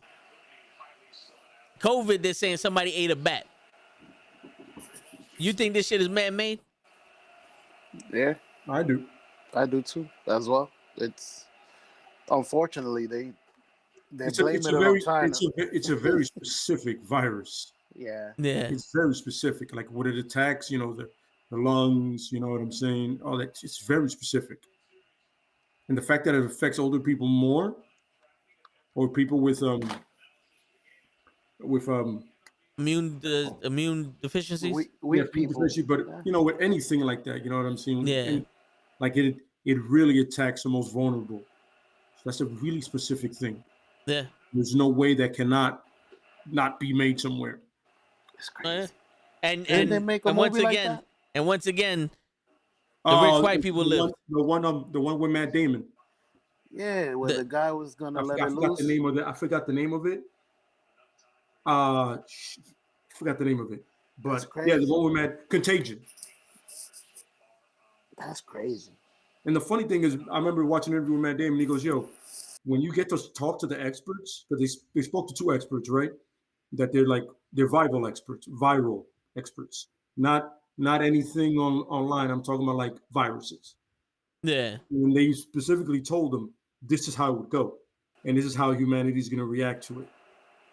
And he said they were on point with everything. And they told him 90% of the time it's man-made.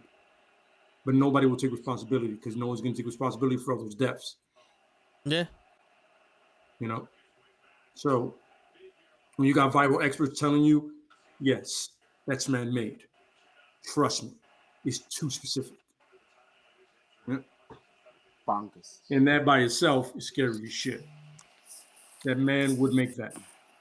So man basically became Thanos. They killed, I don't know how many people have died from A couple from 100,000. COVID. Yeah. Couple No, it's been 100,000 millions now. It's been millions. Oh yeah, yeah. It's been millions. to Remember, save we're the talking world. about all over the world. True. Remember, how long was Europe in lockdown for? They've been locked down. Remember, they were in lockdown, then they weren't, then they were, then they stayed on lockdown. Now they're kind of slowly opening up again, and they might go back to it.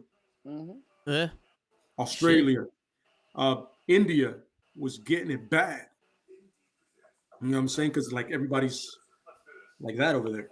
Shit, I know. What was it? Australia? No. Was it Australia? Where it was like within 2 months they eradicated COVID. New Zealand. There you go. New Zealand. They were like, "Yo, stay home." And the president's a woman. You're like, "Stay home. Trust us."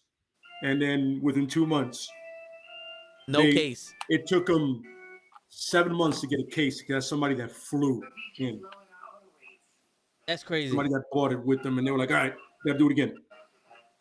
Yo, we'll lock down for a month, and then we'll start over again." what didn't we have no cases a couple months ago? And then we didn't started. We didn't have it in new cases, no. And then now we starting to have cases again because everybody doesn't know how to fucking drive. When you open things up, and when people forget the mask stuff, and they forget, that the vaccination is to help you, not to stop it. Period. Yeah. People get stupid. People do dumb things when they think we're all here to suck their dick. Yeah, it's like you forget that. Two things. One, you're doing it for more than yourself. If not for your fellow man, at least your family. Yeah, right. Be that person. You know what I mean? And people always forget. You know what I'm saying? That the masks are important, especially like on a train, because you're like you're stuck in together. Yeah, in a metal fucking box. Exactly. It's like we're all breathing each other's air at that point. Yeah. And we all seen Space Jam, so we know that the fucking germ molecules can travel up the speed of light. Well, and when somebody sneezes, that stays in the air. It doesn't come down. And you sneeze at like what, 90 miles an hour or some shit. Yeah. And it travels and then it just stays. Yep. Because it's so light, it doesn't really trickle down like that. So. Yo, I know when it first started happening, there was this one person that was like standing next to me. He had no mask on, and I was like, "That's fine.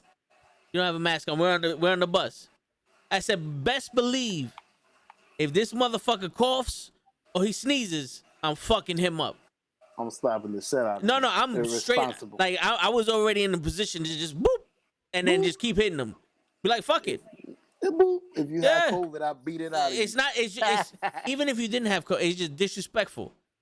And now we got to the point where it's like, go ahead. It's like, all right, we're here now. You sneeze, we escalated. Now it's life or death. Now it's life or fucking death. Especially after my brother caught that shit. Oh man, I was waiting. I was waiting for the motherfucker. You know what I'm saying? But it's crazy because sometimes I needed to sneeze and I didn't want to sneeze in public. I didn't want nobody to think nothing. No, I hear you. I'm a human. I'm just sneezing. If you have your mask on and shit, or you sneeze in your shirt or whatever, that's fine. But if you just standing out there like we're the crazy motherfuckers, yeah. Fuck yeah, I'm gonna contagion everybody. That's crazy. That's essentially what you're pretty much saying with no mask or no vaccine. It's like, fuck y'all, I got this. Do you? Well, if you catch it, borderline condition. That's what it is. Borderline under condition. Like you have a Okay, yeah. condition already. You know what I'm saying? Like you have asthma or a heart condition or something like that. And you're over here fucking playing roulette with this shit with no mask and no vaccine. You're gambling right now. You know what I mean? Yeah. We gotta talk about this in the show, bro. This is a topic I wanted to talk about. Yeah, we'll definitely talk about that. That just We'll definitely talk about that. Colin Powell just died with the vaccine. Yeah, I don't know that shit worked. So yeah. Well, he was fighting another disease. Like he was fighting cancer or some shit, right? Who's that? Colin Powell. He was fighting another disease, and the COVID just weakened him. Cancer. It's cancer. Yeah. Like Brody Lee had COVID, and he died because of lung complications. The effects It of wasn't after effects even of COVID. It was the lung complication that got him. Yeah, because that shit. A lot of people like they're fucked up for life because of what COVID did to their lung system and their their immunity and all that other shit. My father-in-law, he got lung problems to this day. It's crazy. Yeah, man. That's what I'm saying. Is like everybody. Like I tell people, I don't worry about myself. I'm pretty good. You know what I'm saying? I worry about my mom, family, like people that I see all the time, people that I know have borderline conditions, and I know that. You know what I'm saying? Like my best friend has a kid, newborn kid, right? Yeah. First thing I did, like, yo, all right, let me see if I got anything close to it. You know, did negative test when I saw the kid for the first time. You know what I mean? Yep. So that's my concern is my immediate people. Oh yeah, I hear you. I give a shit about me. I'll be fine. Yeah, I'll be okay. You know what I'm saying? Couple shots of bourbon, smooth sailing. That's and it. I'm very fortunate not to have it so far. You know what I mean? Bourbon kills everything. You know what I'm saying? So it's my whole thing is my immediate people. Because I see them all the time, and even the cocksuckers that I work with. You know what I'm saying? I bet you there's one I believe there's one watching now. And if you feel that's to you, figure that shit out. Anyway. So it's like I respect everybody to in a sense. Like I don't want to be the person to do it, but also give that respect back. Yeah. When I'm at work, I always have the mask on, unless I'm eating or I'm drinking something. That shit is like it does not come off. So, kind of like be humane. You know what I mean? It's like when you gotta remind somebody to be humane. How sad is that? And it goes with the whole Cletus Classity and Victor Zazz and everybody. You got to remind people to be humane, not to be pieces of shit. And it's more difficult to fucking remind people not to be a piece of shit than to just fucking. We offline? No. I plugged in my phone to charge it. Okay. Last time I heard that, you was like, working. But all right, since we're going off the rails with a Tone the Show fucking topic, who else we got? Or wow, okay, you have Scarecrow, clearly. Scarecrow, fear being his absolute best weapon, because the Scarecrow isn't physically intimidating. He's not. He's a smaller guy, but his psychotherapy and then the fear toxin is perfect, for Halloween. And like they have this great picture of him now where he has like these Freddy Krueger kind of things where like it's syringes in his hands and he kind of infects you like that. So a guy that isn't physically intimidating, once he can get the fear toxin into you, whether it's air or whatever, he pretty much has you at his will. Shit. And that's where, once again, just a normal man, but just batshit, just a normal human being. And this thing about a lot of the Batman villains, they're just normal people. They're just a lot fucked up in the head, should I say? I can correct myself. You know what I mean? What? All right, real quick. What's the deal with the Penguin? Is he just like a deformed person? So the Penguin was born that way, and then his family pretty much disowned him. Okay. All right. So his family was a wealthy family. The Cobblepotts, they were a wealthy family. Like they were They went up there with the wings, Okay. and then he blew it. He blew the money. Shit. Then he turned to a gangster. You know, kind of get the mobster to kind of get the money back, and so the Penguin is essentially like how do I say this correctly? He's an asshole and an idiot, but he's intelligent and understanding that the underworld can win you fortune back when you do it right. When the crime is done right. Unfortunately for him, Batman is in the town, so it sucks. Yeah. Yeah. The only Penguin I know is Danny DeVito, bro, and to me he played it well. But then again, I don't know comics, so I don't know how accurate he was in the movie. Was it Danny DeVito? Yeah, Danny DeVito played him in the Batman Returns.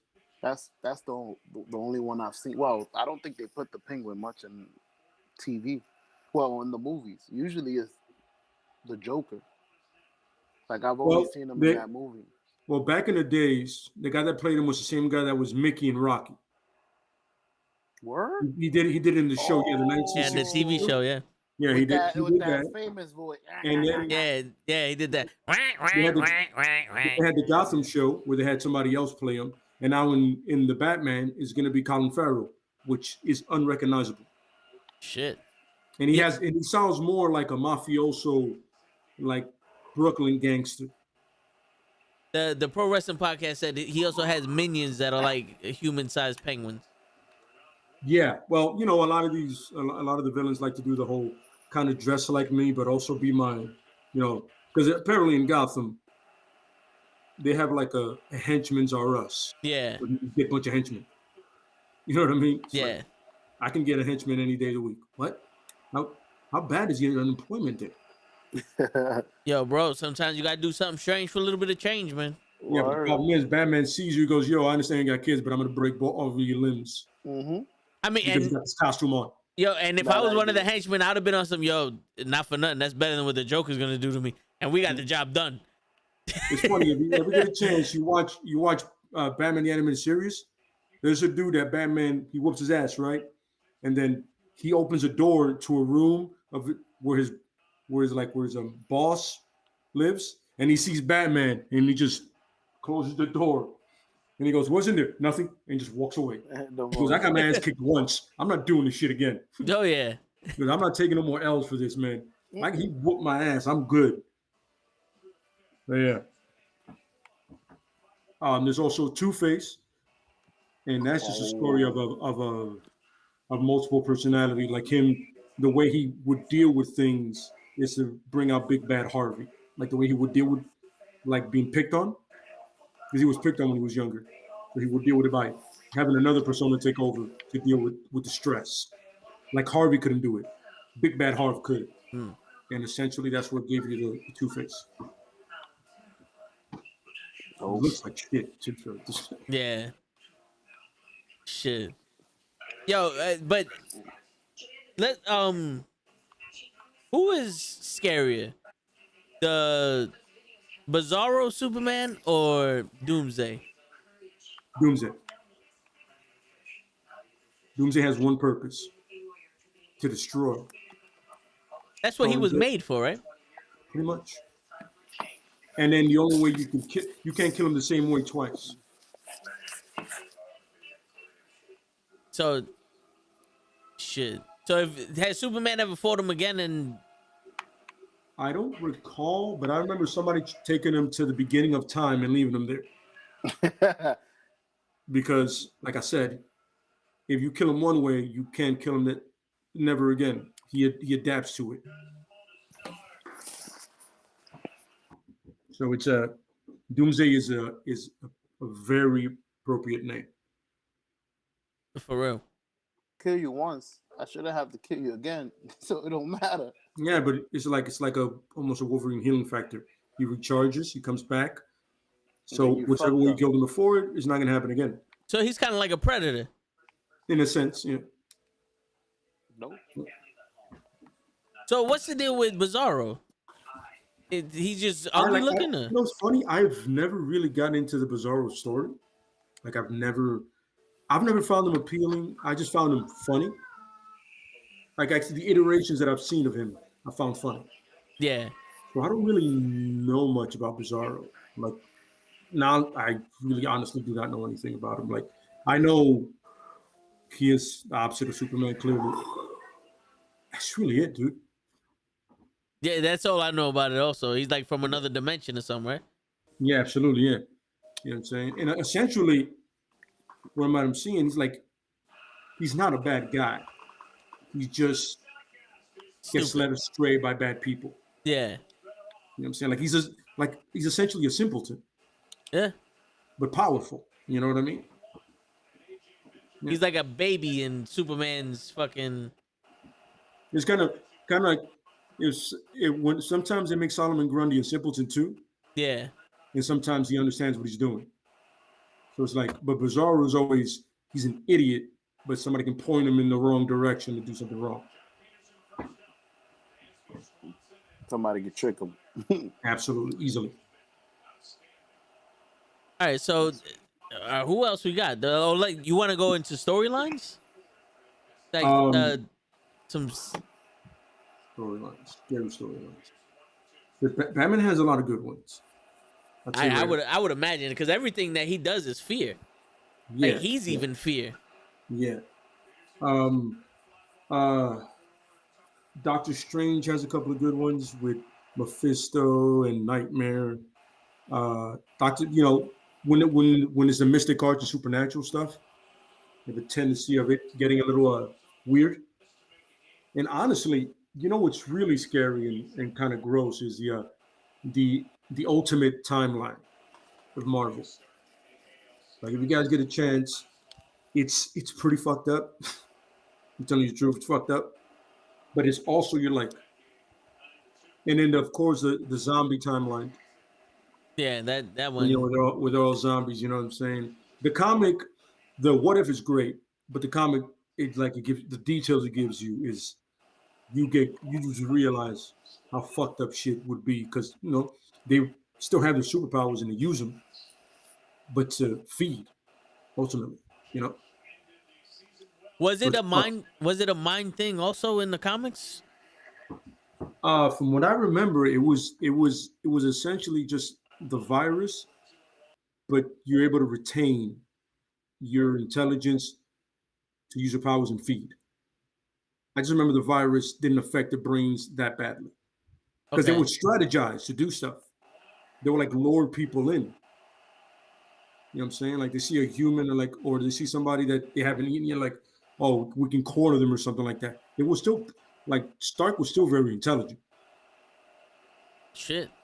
Yeah. And was that virus from the quantum realm also or no? I don't recall that off the top of my head, to be honest with you. But I know it's one of those like they went to it's an Elseworld kind of thing, parallel universe. Where like, shit, this is happening here. You know? Yeah. Yeah. That's what they call those the ones that are in the main continuity, Elseworlds. Like it's somewhere out there. Like DC had one recently called The Deceased, where they had like a zombie thing too. Oh shit. Yeah. That was cool. It's crazy. Absolutely. Yo, was Spawn a scary character? Who? Spawn? Well, yeah, Spawn is essentially gonna lead hell into Earth to take over it. That's what Spawn was supposed to be. He was supposed to be the devil's general. I know that. In the sense, like, all right, you agreed to this. Now you're gonna lead my army up there to take over Earth. And he said no. Because definitely that. He had to make a deal with the devil, right? To live on some Ghostwriter shit, right? Yeah, he pretty much made a deal. Yeah. You know what I'm saying? He said, I will be your general or whatever, just like spare my family or something. And then he just turned on him. He said, no, fuck this. You know what I'm saying? Because the man himself, he's a government assassin, essentially. Like, you know, he kills for the government. Yeah. So he's going to hell no matter what. Yeah. But he made the deal to save his family. to become that, but then to ultimately turn on the devil anyway. Okay, okay. Yeah. Yo, speaking of the devil and Spawn and all, this is one character we haven't mentioned yet, Blade. Well, Blade, the vampire angle is great, but the thing is, so there's vampires, and then there's vampires specifically that feed on Spider-Man and women. Exactly. They go Wow. through dimensions looking for Spider-Man and women, or any person with a rack like with that kind of power to feed on. Is that's not Morbius, is it? Or No, Morbius is a different thing. Morbius was trying to cure himself of a disease. and He turn wound himself up fucking into a himself over. Yeah, okay. yeah. Excuse Yeah. me for a second. But these individuals, right now, I'm top of them, forget it. But they literally go to different dimensions, hunting pretty much radioactive spider people, Shit. because that's what they ultimately can feed on. So that's in sense a different kind of a vampire. Yeah, that's crazy. And then with Blade, the vampire hunter, of course, it's yeah, he's teamed with Morbius and he's trying to kill Morbius. You know, he's teamed with Wolverine, Deadpool, Punisher. I mean, you name it. Because he is to vampires what the Punisher is to crime. Yeah. You know what I'm saying? So he's like essentially that version of it with a sword. Killing motherfuckers. Absolutely correct. Yeah. So was he Yeah. was he a part of the Spider-Verse? Like if they make the Spider-Verse in the new Spider-Man movie, like that would be a way to bring him in because there'd be a vampire hunting the. You could do it with Morbius, and remember in the Loki series, they mentioned vampires. They go, oh, Yes. there's vampires too. So you essentially you threw it out there that they do exist. So you could do it. Yeah, I remember they did that. You could easily get to the point where Blade comes in and he sees Morbius. He goes, well, I know what that is. We gotta kill him Killing now. them my whole life. Yeah. But it's funny, I haven't heard anything about Blade in so long, besides the casting. Mahershala Ali. Yeah. Mahershala Ali, that's it. Are they? I haven't heard anything else about it. You think they're doing like a surprise? Like he might just be in an end scene or some shit? There's a possibility. You can fit him in almost anywhere. You know what I mean? If you do it smart enough, you could, and you can even do it on the show. Possibly like Hawkeye? He's come across Moon Knight plenty of times. So you could do it that way. Him and Moon Knight, you could do it that way. That'd be dope. Yeah. That'd be dope. Agreed. What the creatures? I think it was what Blade 2, where the things open up their mouth. You have what Nomak is. So those were comic book accurate, or were they made for the movie? Nah, I believe those were made for the movies. Okay. If I'm not mistaken, I believe those were made for the movies. You know what I mean? But I mean, they usually have a different variation of vampires. Yeah. It makes it interesting. So I can see that. You know what I'm saying? Yeah. It made sense. They had a crew that was trained to kill Blade. And Blade said, all right, clearly you guys suck at this because you all died. So y'all would have never been on my level. Yeah, for real. Yeah. You also have the Howling the Howling Commandos. Yes. And that's Frankenstein, Wolfman, Mummy, and the Invisible Man as well. Wasn't that the name of Bucky and his team? Well, this is the Howling Commandos, like how Wolf would howl. Yeah. Yeah. What were they in for Bucky? The Howling Commandos, but the difference is that these are like specific to a wolf. Classic. Okay. Yeah. Sci-fi.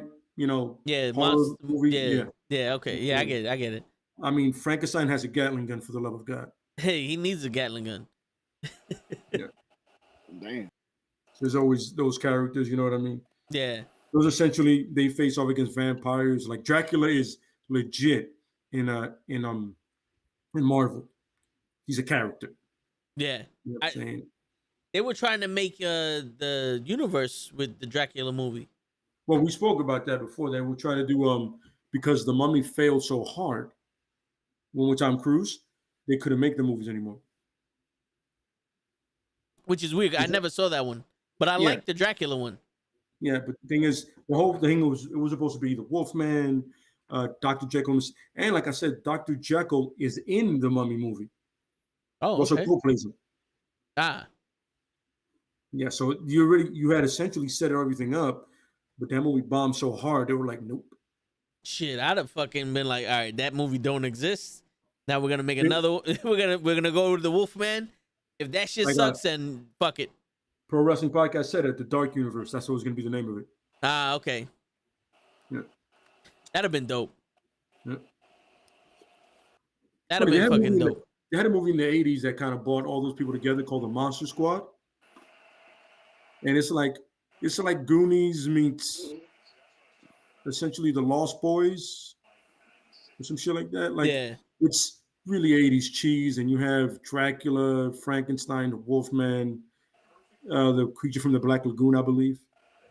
It's hilarious. They also made the League of Extraordinary Gentlemen. Yeah, we're gonna go ahead and just not name that. No. Skip that. Don't get me wrong. Do not get me wrong. That shit sucked. My pops liked it, so that's why I know that shit sucked. Yeah, that's the one that kind of retired Sean Connery. Yeah. He said, I'm done. Yep, that's right. Podcast. Nard. Yeah, you see, you got it. Yeah. Yes, the Monster Squad. So yeah, you guys have it's Halloween coming up too, so it's like built for that. Yeah. The shot, you may not finish it, but at least you'll be like, oh, I know the movie. Dracula called the 9-year-old girl a bitch in the Monster Squad. Yes, he did. Hey, yes, he did. We did that. Yeah. Fuck it. And that's essentially the 80s for you. Hey, gotta be honest. Yeah. Yo, Red Fox with Stanford and Son. I remember the court scene. My man said, I thought this was a jury of my peers. Yeah, where all these niggas at? You ain't got no niggas up in here. and then he was funny. And I remember reading that completely off the rail. I remember reading that it took him fighting to get that line out. Like he fought to get that line out. Because they were like, a lot of producers are white. Yeah. They're like, oh, it's offensive. He goes, how's it offensive if I'm saying it? Yeah. I'm a black man. I can say it. I say what the fuck I want. Yeah. And you got it. And he also says spick and I think fag too. He would have been canceled in a minute. Oh yeah, him and the white dude that the show. Moving on up to the east side. That spin off of that one. Oh, Archie Bunker. Archie Bunker. Archie Bunker. Yes. He was doing the same shit. He was a fucking racist, of course. Yeah. You know what else would have got canceled? I love this show. It's like of all time. It's Married with Children. Oh yeah. Damn, Al Bundy. He says, so let me get this right. Your husband is seeing my wife. He goes, let the punishment fit the crime. By the way, the guy that said that is a dude saying it to Bundy. He goes, okay, cool, I get it. But he never says fag. He just says homo. Yeah. And I remember I read an article somewhere. They're like, oh my God, he said the word. And I was like, what would you expect somebody in the 90s to say? They don't have any other term for it, especially a middle-class working guy like him. For real. No picket fights. But the thing is, homo meant the same. Like homosexual is same sex. They just turned it into that derogatory statement. That's how if I'm not mistaken, that's how they identified them. Homosexual is same sex. So, wrestling podcast if people have thicker skin back then. You know what it is? I don't think it's thicker skin. I think it's just like you were used to stuff. Like people said stuff, you're like, oh, that's everyday stuff. It's not a big deal. and somewhere along the lines, one person got really offended, and it was like a like a chain reaction where everybody, you can't say nothing about nobody. Yeah. You can't make a joke. You know. I Yeah. think it is. It's not that it was thicker skin. It was that it didn't seem wrong. Like back in the day when you don't see anybody get affected by it because people were too afraid to be like, well, I'm one of those homos you're talking about. It's almost like it didn't exist. It was a word that meant something to people that didn't exist. And then when they started going, nah, fuck this, I gotta live my truth, and came out, and it's like, yo, here I stand, and there's a whole community of us, and then we actually start seeing how it affects them, and how that the same way with minorities. It affects them when you use those terms and all that stuff. Then society goes, yo, listen, out of respect for them because they're humans, and we have to, we they're not any different. You know what I'm saying? So out of respect for them, we have to start changing the way we think. Here's the thing. The guy that plays James Bond, right? Daniel Craig, right? Yeah. He came out and said, yo, I like going to gay bars. You're like, why? That doesn't make any sense. You're James Bond. You're the ultimate man. He goes, at one point in my life, because I would go to regular bars and dudes would want to fight me because I'm Bond. Yeah. Dudes would want to scrap with him, and he's like, yo, that doesn't happen at a gay bar. You're just there drinking and everybody's having a good time, And it's one of those things where you realize, once again, the human element sometimes is a problem. Sitting there, and the first thing you think in your head is, yo, I want to throw hands with Bond. No. Yo, do you even drink martinis? No. What do you drink, bro? I gotta have a drink with James Bond. It's dope. It's awesome. Yeah. Some asshole, most likely white. Be real. Stop playing this game. Offense. Really drunk, goes, yo, I think I could fuck him up. And he's like, no, man, I didn't come here to fight. I came here to drink. Duh. That's why you come to a bar. It's the same shit as Chuck Norris and Van Damme and Dolph Lundgren. Steven Seagal. Everybody wants to shot at the champ. Meanwhile, ain't nobody trying to throw hands with Singano. Ain't nobody trying to throw hands with Stylebender. Yeah. Nobody looks at GSP and goes, yo, let's do this. Nope. The movie dudes you want to scrap with, you see GSP sitting at a bar, you're like, I've seen him knock niggas out. Yeah. No. I'm gonna go ahead and you know what I'm saying? I'm gonna go ahead and step back here. You know what I'm saying? No one went up. Nobody stepping to DC right now talking about, yo, you're retired. I'll fuck you up. No. Yeah. No one is going up to Tyson on some, yo, what's good? You punk ass Nobody bitch. wants to fight Michael Bisping. Yeah. They're also like, you have one eye, dude. I know you're legit. Yeah, for real. Yeah. So that's the funny thing is movie guys will get that all the time, but an actual fighter, somebody has to be really, really drunk or just really dumb. Yeah. Or unless you're like BJ Penn. And you're an idiot. Yeah. But BJ Penn was really drunk. That's true. So, the thing still works. Yeah, it's true. Yeah. And Absolutely. And comics actually helped out with the acceptance of people who are different with the X-Men, because that story travels with race and gender, or gender identity and sexuality and all other shit. I mean, if you look now, you have Superman's son is bi, and so is Tim Drake. A Robin or Red Hood, or no, Red Robin, should I say? And pretty much the brand new Superman. Yeah. So that's a several acceptance, and everything else. You have on Marvel side, you have America Chavez, Miss America. She is, I believe she's lesbian. Yeah. Right. Yeah. You have what happened? Show doesn't know what yikes means. She's a lesbian. Yikes. Keep going though. You got to work on that. Don't worry. Yeah. Okay. Yeah. You have there's somebody else I'm forgetting. Iceman. Iceman is he's gay. Didn't he get married? Gay? No. Huh? The comic book character. Iceman. Oh, Not the Iceman. I was gonna say Chuck Liddell's game. Not Chuck Liddell. No. Oh shit. The Iceman is in Bobby Drake. Okay. Iceman. Didn't he get married? Didn't he have a huge wedding in the comics? Or Yeah, he did. him and his partner, right? Yep. I forgot who his partner was, but Yeah, me too. Don't worry about it. It's okay. no, yeah. But I know there was a big no, thing. I'm saying, yeah. It was Then there's I believe, is it Sunspot or is somebody else that is too?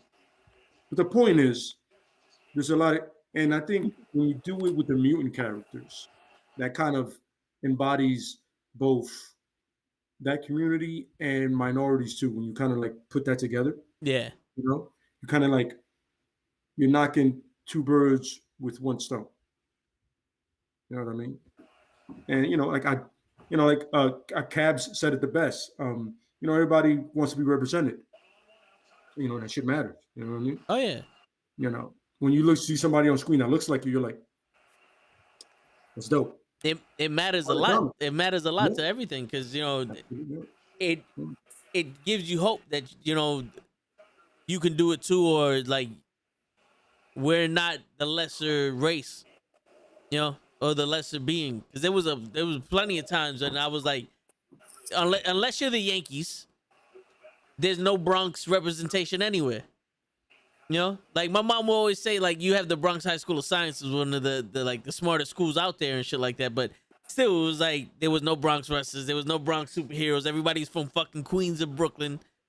It's like, yo, are we like bottom on the totem pole or some shit? And then you start seeing shit, and it's like, all right, we're here too, motherfucker. Yeah, like Miss. There's a actual superhero called La Boricua. There you go. Yeah. She's and there's a damn it, there's another one that I forgot, man. And he's in Marvel too. And then you have on the DC side, you have Rami Reyes, who is the Blue Beetle, who is Mexican, I believe. Yes, I think so. Not too many Dominicans, but we're working on it. I'm cool. Hey, no problem. I'll figure something out. Every time. But it's still seeing somebody like Miss Chavez is from another dimension, Miss America, but she's like probably the same skin complexion I am. So you're like, you know what I'm saying? Yeah. Oh, okay. There's somebody there that kind of resembles me. Yeah. Yo, real quick, since we're talking about that, the first black hero, I forgot his name, where he didn't want to show that he was black, and then when this is back in the day, was it the Blue Adam? Blue Adam. Fuck, it was. I remember it like he was the actual, like, they retconned it. It wasn't like Black Panther, but like this was like in the 50s. He was like the first hero. He was a black hero, but he was covered head to toe. No one knew he was black, and he worked for like the president or something. And he was in a fight, and they ripped his mask, and people saw it was like, oh shit, this is a black guy. And as soon as they found out it was a black guy, they started hating him, and he stopped being a hero. I forgot the name of the shit. I forgot the name of. That's crazy. I don't recall that. You should probably look that up. Yeah. I don't, like, off the top of my head, I don't recall it. But it's interesting because back then in the 50s, that would make perfect sense. That's crazy. Because people were pieces of shit back then. Pieces of shit now, but hey, some people still are. That's what I was gonna say. No, I'm saying, yeah, it's a good one, show. Yeah, it's crazy. Yeah. I can go off the top of my head, I forget, but it sounds so familiar. My man said they found out he was black. You're no longer a hero. You stripped of your powers. Fuck that shit. That's that bullshit I be talking about. Word. I save lives no matter the color. Like, what are you talking about? Bill, somebody said what's up to you in the chat. Blue cheese. Yeah, Blue Cheese, that's my boy. Well, what's good, Blue? How you feeling? I'm sorry, that's not the name there. It's not Blue Cheese. Well, no, he got another name here. That's so good. So good. I get it now. Once you guys started saying that, I was like, okay. Yeah, that was his name from Twitch. Blue cheese. Understood. Now, if I remember, his name is Nicholas or something. Podcast said that Black Panther was created in 1947. No, like, in actuality, the Black Panther is the first black superhero for Marvel. But they retconned it where this hero was actually in the time before Black Panther came out. Like in the comics, like timeline wise, he's the first. Not like in history, the first one made. You know what I'm saying? So he's original. He didn't just come out for the movie. He was the actual first black character in the comic book. I'll Yeah. be right back. Give me a second. Yeah. That's dope. I didn't know that. I thought that was just like Shang-Chi. Like I feel like now they doing it for everybody. Shang-Chi was the first all Asian cast. But I don't think Shang-Chi was the first Asian character in the comics. Well, I don't know. I'm just saying you just blew my mind with that shit. I didn't know Black Manson. Panther was the first. I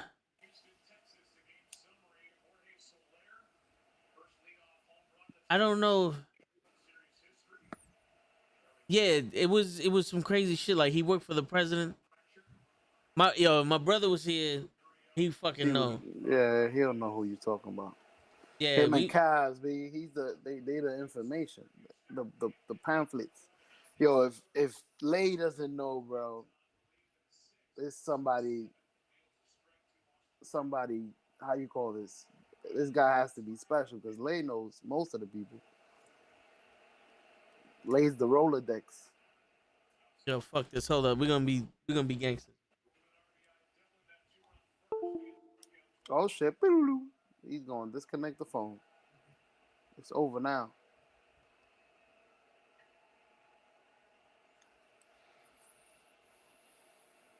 Damn, I'm still trying to rack my head like some scary characters. Like I don't even know. Yo, was Blade in the?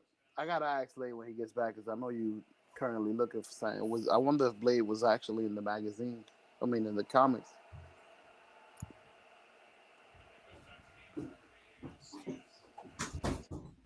My bad. Oh shit! You went and got your brother, pulled his ass over. Here, come on. Yeah, I'm calling his ass. Fuck. Oh shit! We using a lifeline like in fucking taxi. What's the name of that taxi fucking trivia shit? We're gonna use the lifeline. Who wants to be a millionaire? I'm gonna call my brother. He knows MCU. Look, you said his Vic. phone was dead. Who was the first? Yo, Vic, you hear me? Who was the first black hero that we talked about? That once they found out he was black, he just quit because of the racism. Blue Marvel. Oh, okay. Okay, there you go. Because I was trying to explain it to Leia, and Leia had no idea, and I'm trying to look it up, and it's all Black Panther and You shit. said Blue Adam. I'm like, what? Yeah, Word. I'm streaming right now. Yeah. Blue Marvel. Got it. Okay. Got it. No, And he never showed up. He's one of the more powerful, actually, because the great thing is, with his power, Yeah. he's actually an expert in the field of his power. Like he's a genius that with his power. What is this power? Like, One second. You know, it's funny. He just asked me. He's like, "Yo, you want me to tell you the history?" I was like, "Let God." He goes, "All right," and then it hangs up. you fucked it up, Tope. Hey man, somebody got to. Sorry about that. No, but yo, yeah. So that was one of the things. It was like, he was one of the first heroes that was there. He worked for the president. He, and once they found out he was black, they didn't accept him. Like he was the most beloved hero, and they found out he was black, and they turned on him, and he said, "Fuck y'all, I'm out." And me and my brother were talking about like who can play him. So here it is. Well, here's the fun part. This is not even power. Just listen to this. Adam holds a PhD in electricity engineering, theoretical physics from Cornell.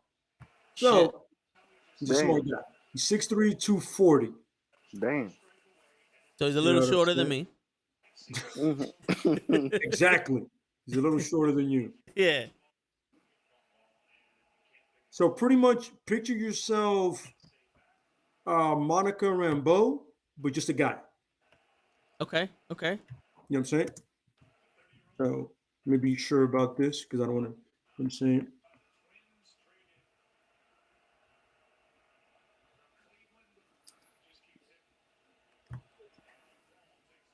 Yeah. When I look it up, the first thing you see is a picture of Captain Marvel. What, Blue Marvel? Yeah. See a picture of Captain Marvel right away. Pretty much like you're looking at cosmic level powers. Absolutely. Yeah. So yeah, that's Blue Marvel, and he is somebody they definitely should find a way to get him in, because now when you have Monica Rambeau and you have Ms. Marvel and you have Captain Marvel, you can definitely fit him in. Oh yeah. And with showing was it Isaiah Washington or Isaiah the original Isaiah Bradley. Isaiah Bradley, you know, them Yeah. showing him and then Blue Marvel having that same deep story, they could Yep. definitely go back in time and show him at least, you know. So it's antimatter energy absorption. Seems to be the main source of Blue Marvel's power. The source of power is the energy released from antimatter, which derives from the interdimensional There you go, yeah. universe called the negative zone. So the negative zone is run by Annihilus.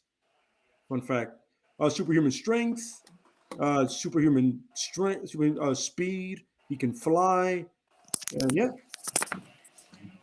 it's pretty much Superman in a sense, Yeah. but with antimatter manipulation. So, That's and he what has it a is. degree in it, so he knows it. So it's like great mix. For real. I love when the black or Spanish superheroes are intelligent. You know, it's gotta piss people off. Like when when your most intelligent person now in all of Marvel is a little black girl. With a dinosaur. It's a fucking dinosaur. What else can you say about that? Yeah, there's not much. He goes, I can see Will Smith playing him. But you know what the thing is? Me and my brother were talking about somebody who would play him. And my brother goes, this has to be someone with enough conviction that when he says that he's done, you believe him. Like a Denzel Washington type shit. 'Cause that's what it was. It was like, yo, y'all turned on me. Like, I did all this shit for y'all just because I'm black. You hate me? That's it. I'm never doing this shit again. You remember Black Panther, right? Yes. You remember that when he killed his brother?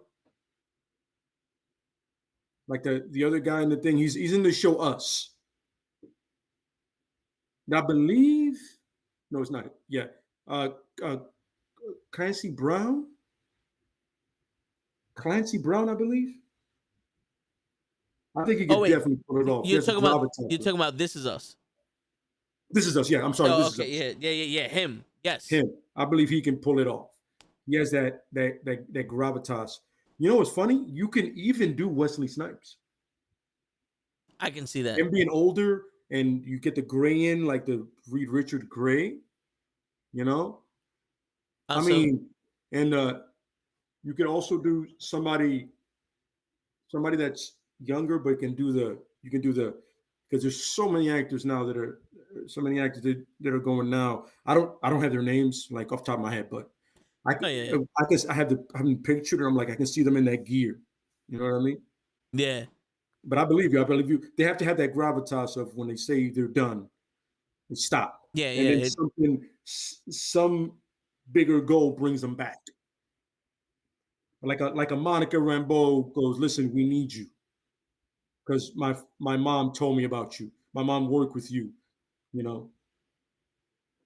Yeah, I can see that. Oh yeah, definitely. Because that's right. There you go, Idris Elba. But you know what it is, Idris Elba? That's like everybody's go-to. Yeah. And I want to, you need to do two things. You need to get somebody that's younger but looks older, and they can do more movies. So something like that. But that's a good one. You know, I think Denzel's son. Ah, yes. That's a good one. Yeah, that's a good one. He could definitely do, like, he has the range, but yeah. How about that guy that's like, he's big on Netflix now? He's like in a European show, and like he's like everybody loves him. I don't know the dude's name.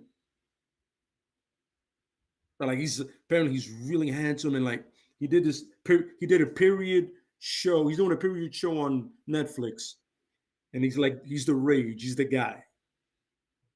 Damn, I haven't seen a TV show of Netflix in a minute.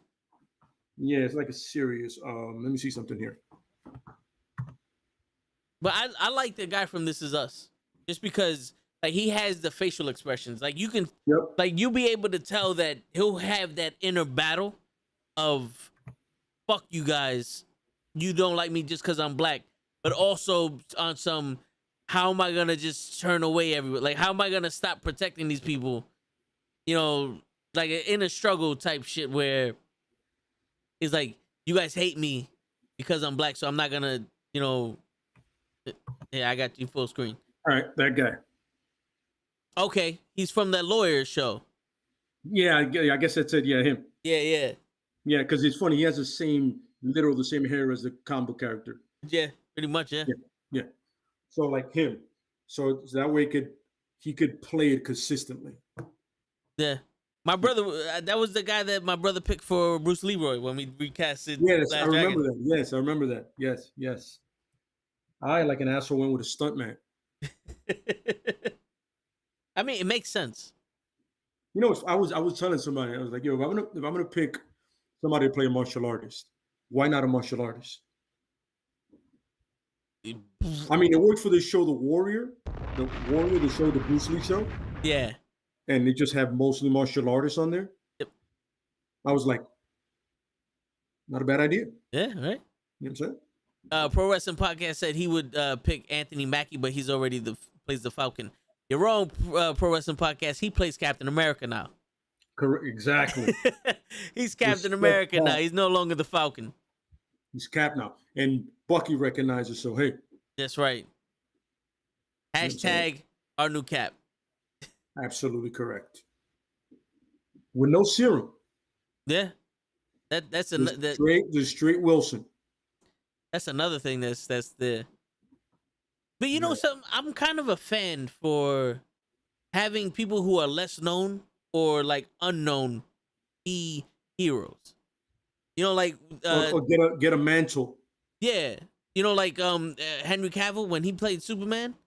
Yeah, it's like I would rather him than fucking like Brad Pitt be Superman or Nicolas Cage.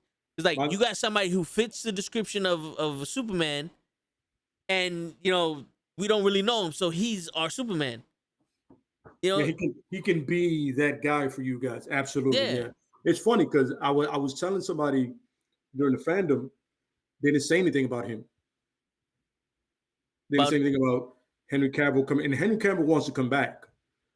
It's like, dude, it makes sense. You still have Aquaman, you still have Wonder Woman. Yep. You need a Superman. Yo, and in my opinion, he's the best looking Superman. Like if like that jawline, yeah, is perfect. Yeah, like you look at it, you go, yeah, that's Superman's jawline. Yeah. And then he gets jacked. By the way, I remember at first I'm like, yo, it's a suit. Then in that one scene where he's like holding up with like an oil rig, and I'm like, oh, so he's just jacked. Yeah. Okay, so Henry Cavill said, I'm gonna come in here. Henry Cavill said, I'm gonna come in here and I'm gonna be Superman. Yep. Without the suit. Yep. And I was like, I'm with it. I like the guy. I don't know why they haven't gone back to him. Like, there's nobody right now that I can think of in Hollywood that I could be like, he can be the next Superman. Just keep that guy. Yeah. In my opinion, he's the perfect Superman. Like a lot of people would say, Steve Reeves or Christopher Reeves. And I get it, respect to him. But this guy, this day and age, looks like the Superman from the comics. He literally has the actual physicality for him. Yeah. And the great thing about it is that he's the Witcher, and he can be Superman. So he's got to stay in shape for both roles. Yep. So you can get him whenever you want. And you know what the crazy shit is? Like, I was like, yo, this guy is the best looking Superman, but I don't really like the Supermans because, like Pro Wrestling Podcast said, the movie sucks. But watching The Witcher, I got so much respect for him as an actor. Which movie sucked? I'm thinking the Superman, like the Man of Steel. The Man of Steel was okay until that, I until was they a fan of it because until they destroyed the entire planet. yeah, but that's why I was a fan of it because that's realistic collateral damage for two people that powerful. It's not going to be minimum. You got to remember this. First of all, he's just coming into his power, and then Zod literally just found his powers out. Zod literally just goes, "Oh shit, I got powers," and now these two brutes are going at it. By the way, nothing is being solved here. They're just punching the shit and breaking buildings down. Yeah. It. Think about it. Let's say you're Zod, right? And I learned about my powers before you did, but I've been holding back. Then you learn your powers, and now we're going at it. Are you really honestly believe we're gonna be confined to a little space and not gonna fucking cause wreck? And yo, we'll destroy Times Square. No, I can understand that. But they also they destroyed Times Square and Africa at the same time. Like they were imploding the planet at both ends of the fucking. But you got to remember, they were turning the planet into Krypton. Yeah, and that's why I feel in that movie, Zod is not a villain because Zod is programmed to do that. He was born to do that. I go to another Earth, I terraform it to our planet. You know what I mean? But you got to remember, two guys with that kind of power. Man, they're just gonna catch wreck. Everything to them is glass, is nothing. They run through shit, they don't get hurt. Yeah. I mean, come on, man. You gotta be real. You're gonna destroy shit. We've seen the cartoons. We've seen this shit before. Them destroying fucking buildings and properties and humans. None. That's true. I mean, but and then he kills Zod at the end also. No, but here's the thing is, Superman has killed plenty of times in the comics. Let's not get this twisted. Like Batman, he has killed before. And he made a choice. And then what fucked him up is that the guy that he killed is a fellow Kryptonian, and there's nobody else left now. He killed all of the Kryptonians. Well, he pretty much has all the Kryptonians in his body. Yeah, but I'm saying is like, yo, he doesn't have anybody else that can relate to him on that level at this point. Well, until Supergirl comes. Yeah, and the fun thing is Supergirl's in the Flash movie, right? Yes. They got Supergirl in there, right? And I'm like, so Supergirl without Superman. And like they're gonna do a Batgirl movie. How do you have Batgirl without Batman? That's how she fucking started. Like that's where she came literally from. got inspired by Batman. And she's the daughter of who? Commissioner Gordon. Yeah. In where? Gotham. That's like, playing baseball in the fucking Bronx and not having the Yankees. Correct. That's like playing ball in Madison Square Garden. You don't have the Knicks. Yeah. Something's wrong here. Yep. We're missing an element to this. Yep. What are we missing? Like, yo, first of all, the Matt Reeves Batman, you have Commissioner Gordon, who happens to be Jeffrey Wright. You're dope, Jeffrey Wright. You're awesome. And then the girl in the Batgirl movie is like a light-skinned Black or Dominican girl. I don't know who she is. She was in the Heights. Or should I say in Fordham? That's what it should have been called. It should have been called in Fordham. Yeah. None of those, there was like maybe one Dominican and a half. I saw Jimmy Smith. I was like, oh, so that's what we're doing? We're just going with the regulars? You're not even going to try to get Dominicans. Cool. All right, no problem. Fantastic. You know what I'm saying? But she was apparently in that movie, and she's going to be Barbara Gordon. It would make sense if at that point Jeffrey Wright is her father. Yeah. Because you can, you see the relationship. You're like, oh, I get it. You know what I mean? But I don't know what they're going to do. It's gonna be weird. Yeah, weird. This is just another clusterfuck of movies because it's like you have I like to say you have historical documentation of who these characters are. You do, and you change it for no reason. Like 50 years. Welcome back, Kenny. 50 years of the Batman, and then we're gonna change it. I don't mind the race, like making them black or whatever. I don't mind that. But when you sit there, as long as you can act, Jeffrey Wright, the one thing Jeffrey Wright can do great is act. Yeah, do the character justice. we just listen to him acting as the Watcher, and we're all captivated. Yes. By the way, Jeffrey Wright, you get that Disney and DC money. That's right. Killing it, brother. You get both those checks. That's right. Yo, but the crazy shit is like the way I see it is, excuse me, if they made the comic book now, some of these characters are gonna be black. They're gonna be Spanish. They're gonna be homosexual. You know, like trans, LGBT, whatever. Because that's the people. Now, back in the day, they were white, so everybody's white. You know what I'm saying? So that's why, that's why when you change a character and make Commissioner Gordon black, it's not uncommon to see a black fucking chief of police in the 2000s. So are you talking to us or are you talking to somebody else? I know you muted. Yeah, I'm talking to my wife. Oh, all right, cool. My bad. Yeah, no, Pro Wrestling Podcast was like, yo, show talking, but he's muted. But all right, cool. No, but you know what I'm saying? So that's why I don't mind. I don't mind the changing of the race or whatever the gender, whatever. I don't mind if they change as long as the actor's good. Yeah. That's all I care about. As long as the acting is good. You know, I don't know anything about the girl that's playing Barbara Gordon. I don't know anything about her, but I know the fact that if Jeffrey Wright is a father, and then Brendan Fraser is going to be the villain apparently in the movie. Okay. And I love me some Brendan Fraser. I love The Mummy. The Mummy is one of the. It's like Indiana Jones and then The Mummy. It's like, and then Firestarter. Because Mummy made The Rock. Because Chuck Norris is in it. But you know, it's like, you know what I mean? Like those adventure movies. You know, and by the way, only the first Mummy. The rest sucked. Oh, you don't like the Scorpion King? Who liked the Scorpion King? Nobody liked the fucking. They must have. That built The Rock. Can I ask you a question? Do you realize that was early Rock? That was CGI Rock, bro.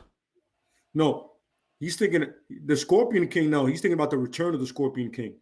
The Scorpion King is a Rock by himself. Yeah, that was the wrestler. Yeah, the return of the Scorpion King or the part 2 of the Mummy is with the Scorpion King CGI Rock. I thought he meant the Scorpion King. No, I just meant The Rock. Yeah. Yo, if I'm gonna go out on a limb, the movie that made The Rock, at least for me, is Faster. What? Faster. Wow. Oh yeah. You know what's funny? And I was telling somebody this, and they didn't believe me. That was probably one of The Rock's best movies. Yeah.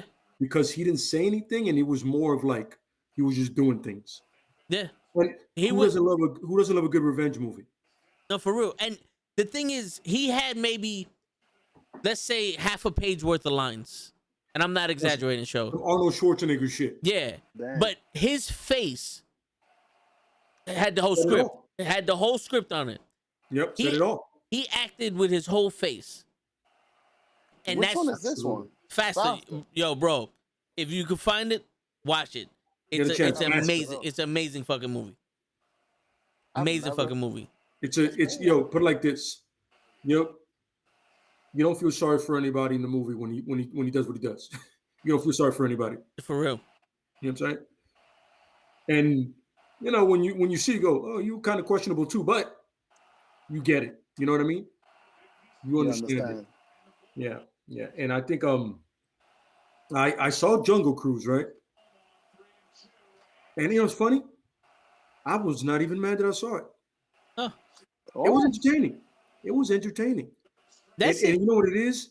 It was Emily Blunt, who was a great actress, and Jack Whitehall, and like everybody, they balanced out too much Rock. Okay. You know what I mean? Like The Rock plays everybody the same. Yeah. I'm hoping Black Adam he doesn't. I'm hoping somehow they give him an accent coach. I hope, because he is of Samoan Egyptian descent. He's of Egyptian descent. Okay. You know what I'm saying? So I'm hoping he did. But when I saw the preview for it, I was with it.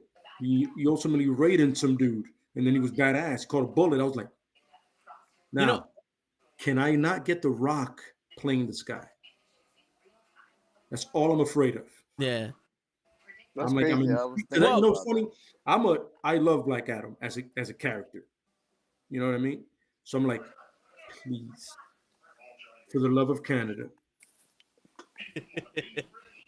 please get this shit right, because you can franchise the shit out of it, and then eventually it could be Black Adam versus Superman and Shazam.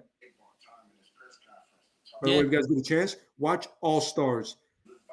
Black Adam versus Superman versus Shazam. That's dope. It's short, but it's dope.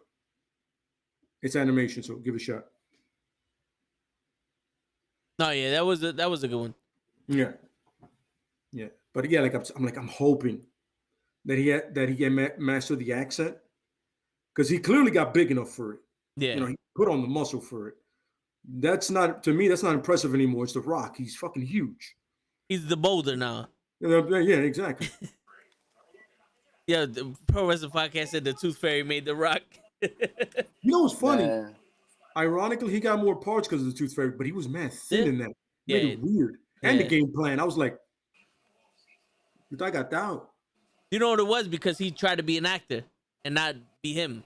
And once he became huge, that's when, because I think Faster was the first movie he was actually huge in. Yeah, where he got back to his wrestling weight. Yep. And then after And that, then it he just, yeah. By the way, that movie Snitch was terrible. I enjoyed it. It wasn't like the best movie in the world. Mostly I enjoyed it because of the Punisher. You know what? Because of the Punisher. What's the guy who played the Punisher in the Netflix? Oh, John Berthel. Yeah, I enjoyed it because of him. John Berthel. Okay. I hear that. But no, I felt it was bad.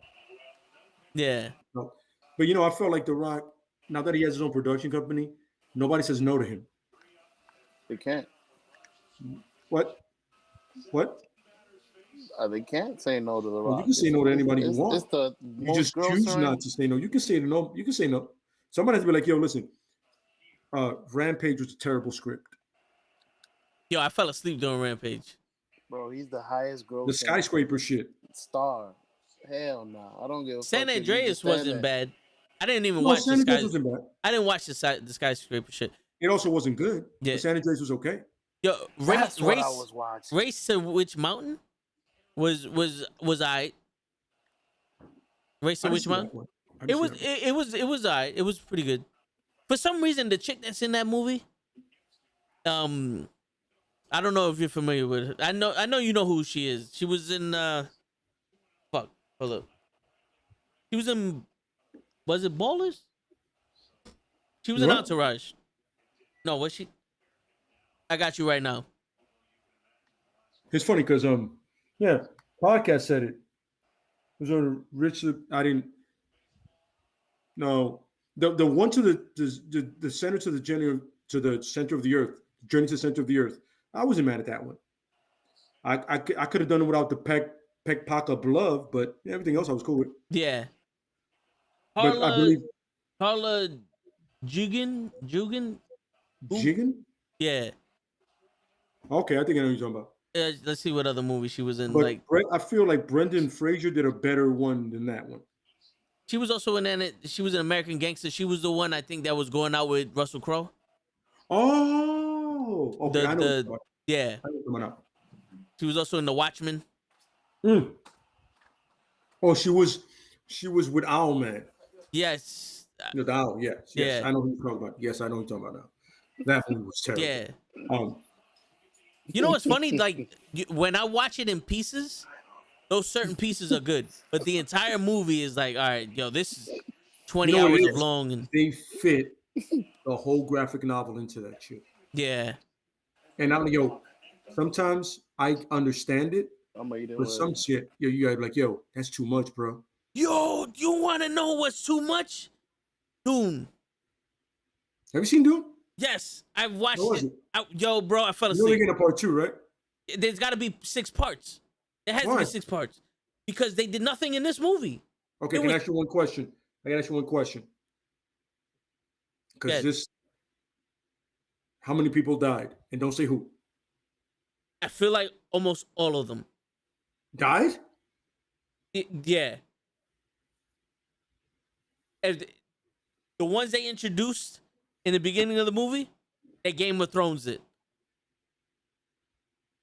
Damn, they did Jason Moore like that again? You didn't want me to say names, but No, because Yeah. you know. Okay, fun. I'm gonna play back. Let me. So I started watching Games of Thrones, right? yeah, Started watching it, and then my favorite character clearly became that Savage. I get it, right? You know, I'm like, all of a sudden he dies from a sickness, and I'm not gonna say spoiler alert because you haven't seen Game of Thrones yet. Yeah. Late is not the word for it. yeah, we're years. And this is into the this first shit. season, by the way. When he died of a sickness, I was like, yo, he's supposed to die in battle like a savage. And I stopped watching it because of that. You talking about the wolf? Is it the wolf? Jason Moore played Oh yes, yeah, the Thraki. Draken. Yeah. Is just like The Walking Dead. Which, here's the irony. I had no idea that John Berthel would be the Punisher. Once he died, I stopped watching it. The same thing with me. It was unwatchable once he died. It was unwatchable. He created the conflict. Yep. And he was the only one that had any kind of decisive decisions. Absolutely correct. We're going left. I don't give a shit what you're saying. Yep. I don't give a shit what you're saying. We're going left. The right thing to do is kill the fucking baby. This is no way to raise a baby in this shit. There's no bullshit. No bullshit. Yeah, so they killed everybody. That's crazy. And the funny thing is, they're all posting like, "Oh, Doom 2's happening." I go, "You guys are not even in it, I guess." Or there's like a dream thing they're having, and they're gonna bring them back. Yeah. Oh, wait, no. Never, Wait, you talking about in Game of Thrones or in Doom? Doom. Oh, I don't even know, bro. Like, I feel like half of that movie was him dreaming, and then it was like, oh, I like this character. No, don't put it past them. Yeah. But from what I understand, this is like a 600-page novel, and this is the first. Long. Yeah, this is the first and second act of it. Yeah. So they introduced a lot of people, and I felt like they got nothing done, and they wasted 2 hours and 45 minutes of most, like, unless you see the next movies, this has no purpose. Wasted 2:45 of my life. Yeah, like this would have been better as a TV show. They tried it that way and it failed. Well, I don't blame it because this shit was slow as shit, bro. And the thing is, I understood what was happening, and I was still like, come on, spit this shit out. Spit it out. Well, that's two things. The guy that directed Blade Runner 2049. Way better movie. Yeah, but here's the thing is, the pacing of Blade Runner is always gonna be faster than Dune, because Dune is methodical. It's very methodical. Yeah, it is. You know what I'm saying? Like when you see the one in the 80s, you're like, all right, focus. Yeah, Focus. That's what it is. Yeah. There's certain movies that you see them in, like Equilibrium. You ever seen that one with Christian Bale? Yep. Like at the very, like they have spots of like, but after that you're like, yep. Too much talking. Right. But the thing is, when you get so many Fast and the Furious movies and Avengers movie, everything else seems slow. Yeah. Winter Soldier. Boom. Yep. We're getting everything, right? Boom, action. Now, Fast and the Furious. Stupid action. Yep. Hobbs and Shaw. Turn off your brain. Yep. Dune. Dun dun dun. You know what I'm saying? Yeah. And it's a combination of the stuff we consume daily. Yeah. Like, like I can literally, I don't see commercials anymore when I watch stuff. Yeah. I watch whatever I want to watch, when I want to watch it, how I want to watch it. Yep. Now, when the pacing of the actual movie is slow or is methodical, you're like, it's taking too long. You know what? Like the crazy shit is, like, it's not to the point where you can't follow it, because I was following it. There was times I fell asleep and my brother was like, yo, something cool is about to happen. And I wake up and I'm like, all right, cool, I'm in this. And I was like, what? Like there was a part, I'm not going to tell you what it was, but there was a part where it was like a fight scene and my brother was like, oh shit, yo, My man's he's about to go off. Nope. He just did that one little thing that looked cool, and then it went to shit after that. I'm pretty sure it was Idaho. Which I know the characters from the other movie, Okay. and like I remember once I was on a plane ride and I heard the book on Yeah. audio, and I remember they just kept saying Idaho, and I found that hilarious because I'm like, why the fuck is there Idaho on another planet? This is the dumbest fucking name I've ever heard. Yeah. And now I know who plays Idaho. Who plays Idaho? Jason Momoa. Okay. Okay. And that's because I remember I was watching a show and they were talking about how he shaved his beard off and everybody went crazy. And then he said, "Oh, I'm in Dune." And I'm like, who could he play? Idaho.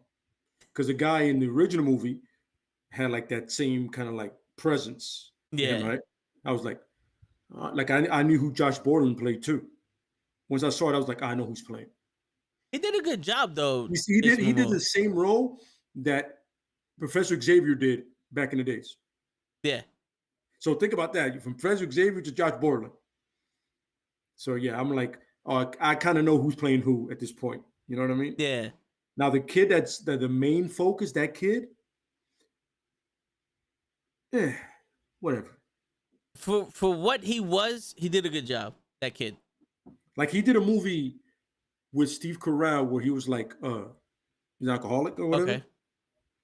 And I believe it's him, or I'm just confusing my white boys. I may be wrong. But I was like, yo, he's really good in that. What up, Jeff?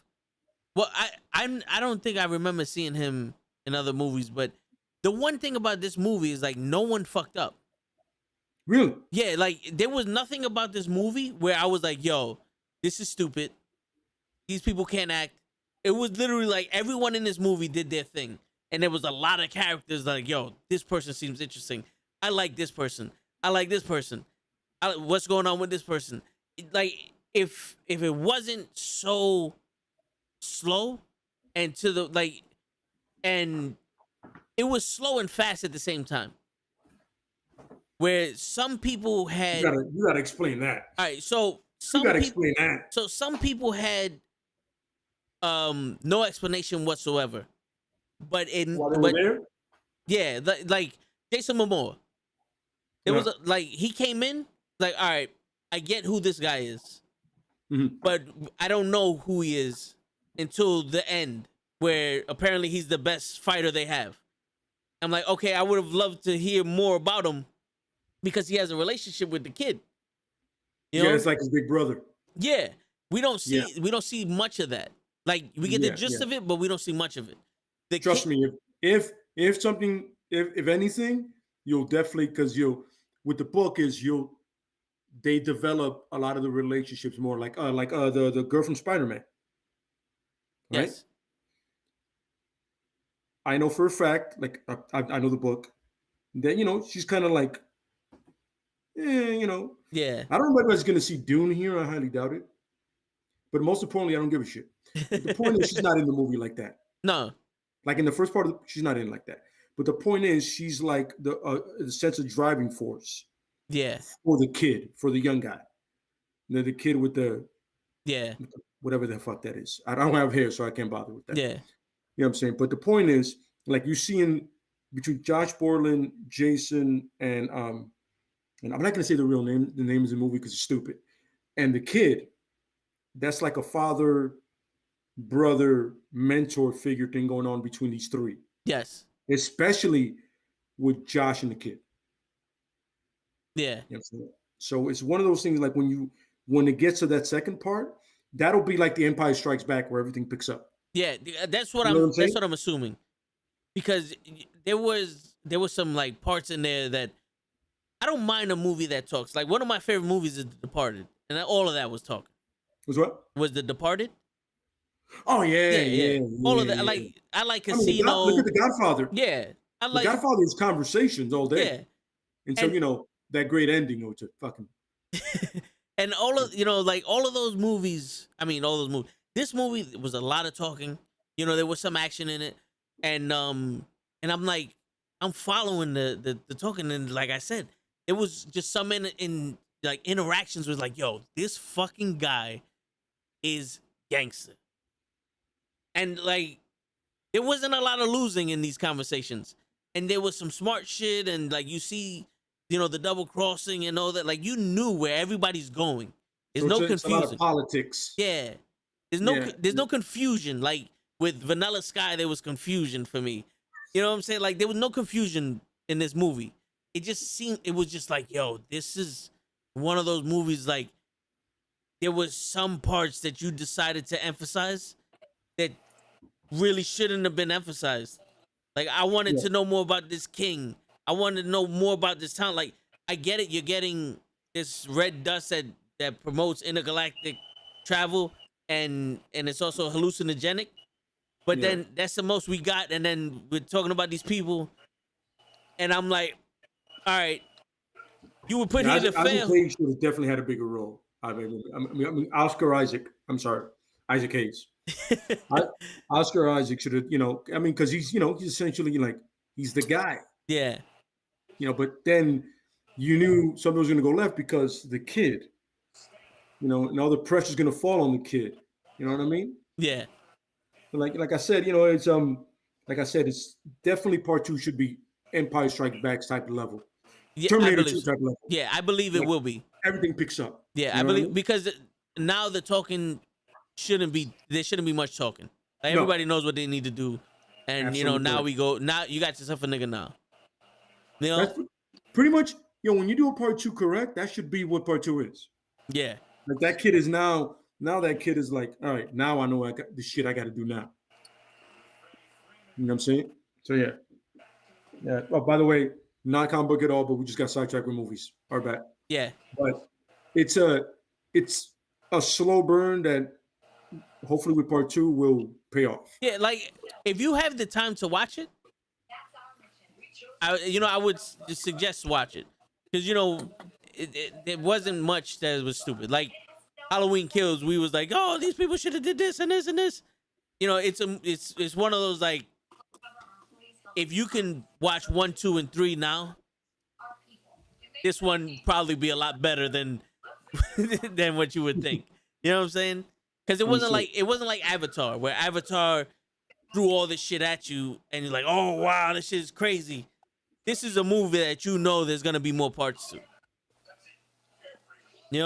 So that's where it's like, all right, yo, I could have waited until part 2 came out to watch this.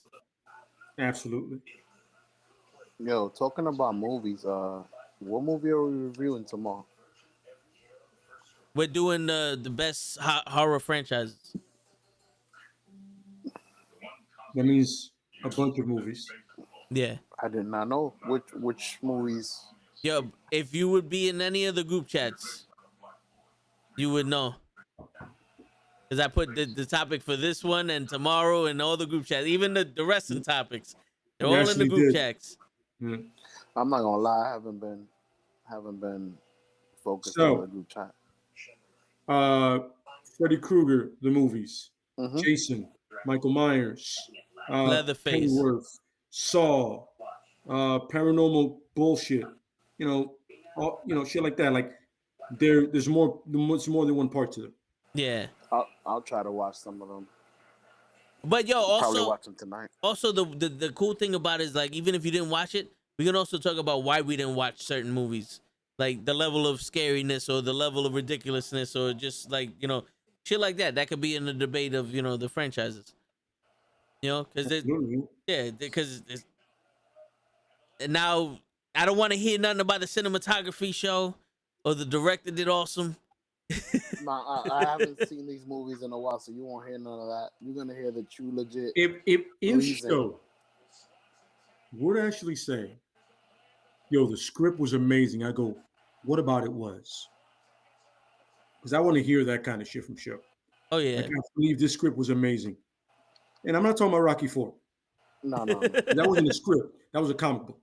Yeah, that was a montage. My memory with montage, yeah. with I'm talking about like a movie that, think about it, that has some weight to it. You know what I mean? Like when you watch, you go, that was really interesting the way the director went about it.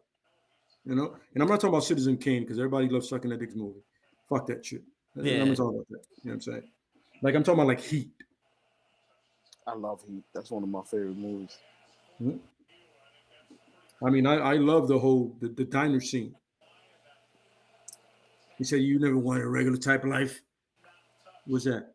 Barbecues and ball games. Yeah, that kind of thing. You know what I'm saying? Where it's two guys just talking, but they know at the end of the day, one of us got to die. What movie would you suggest I watch that you feels like that? What movie you think is up there in the horror movies? The I would, devil. okay, I would honestly tell you, the very first Texas Chainsaw Massacre, because that movie's fucked up. Okay. Right now, I'm telling you, the one in the 70s, not the remakes. I would tell you the first one where Jason has his actual hockey mask. Was that part 2? I believe that's part 3 because I think he had the knapsack. Yeah, the potato sack, right? Yeah. Yeah, the stupid ass thing. Part 3. Freddy. Yeah, part 1. Clearly, part 1. You know what I'm saying? Is that Nightmare on Elm Street? Yeah, no, Yes. yes, sir. All right. Yes, sir. Not the new one, old one. Because they had Nightmare on Elm Street. Like you'll see it. It'll be like, no, it's not it. You got to go the old one. And Hellraiser. Going on, Jason? Try Hellraiser. That's a good one too. And for the fun of it, something that's gonna little 80s fun vibe is The Lost Boys. I'll start with Freddy Part 1 and then Texas Chainsaw. Yo, and if you want to waste your time, you can watch Splice. Horrible fucking movie. I remember that. Where the monster rapes the woman. Or you can watch The Hills Have Eyes, like the one that's from like the 2000s, where the monster rapes the woman. That's another horrible fucking movie. Or which movie was the tree that raped the woman? Tree? I have no idea. My brother went to watch it years ago. I'm like 5 years ago. I'll ask him and I'll let you know tomorrow. But I don't know if it was Dawn of the Dead, not Dawn of the Dead. Army of the Dead or some shit. Army of the Dead. Army of the Dead was a great movie. No, well, the woman was raped by a tree. Army of the Dead 2? I don't know. I think it was a remake or some shit. But I know my brother was there with his friends, and he told me he saw this part, and right when it was happening, he walked out.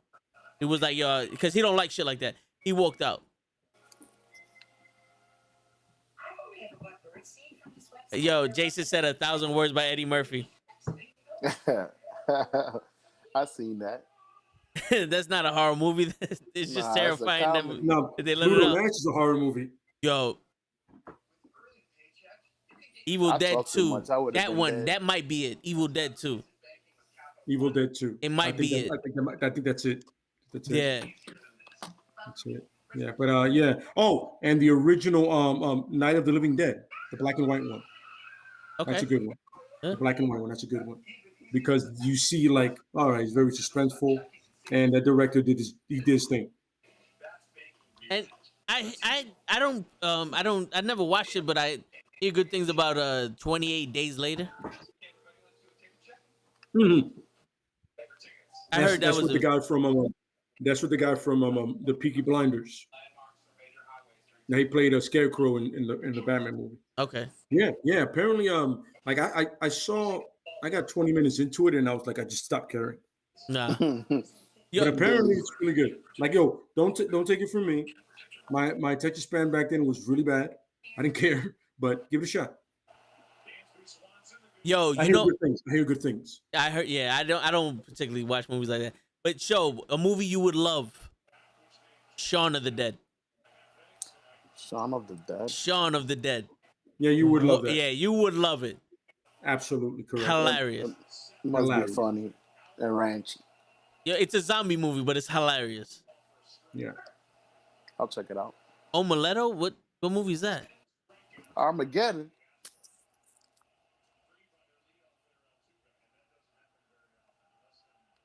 From Randy. Did I see omelet? I didn't see omelet. Andy. What is that? I didn't see omelet. Right, that's what it looks like.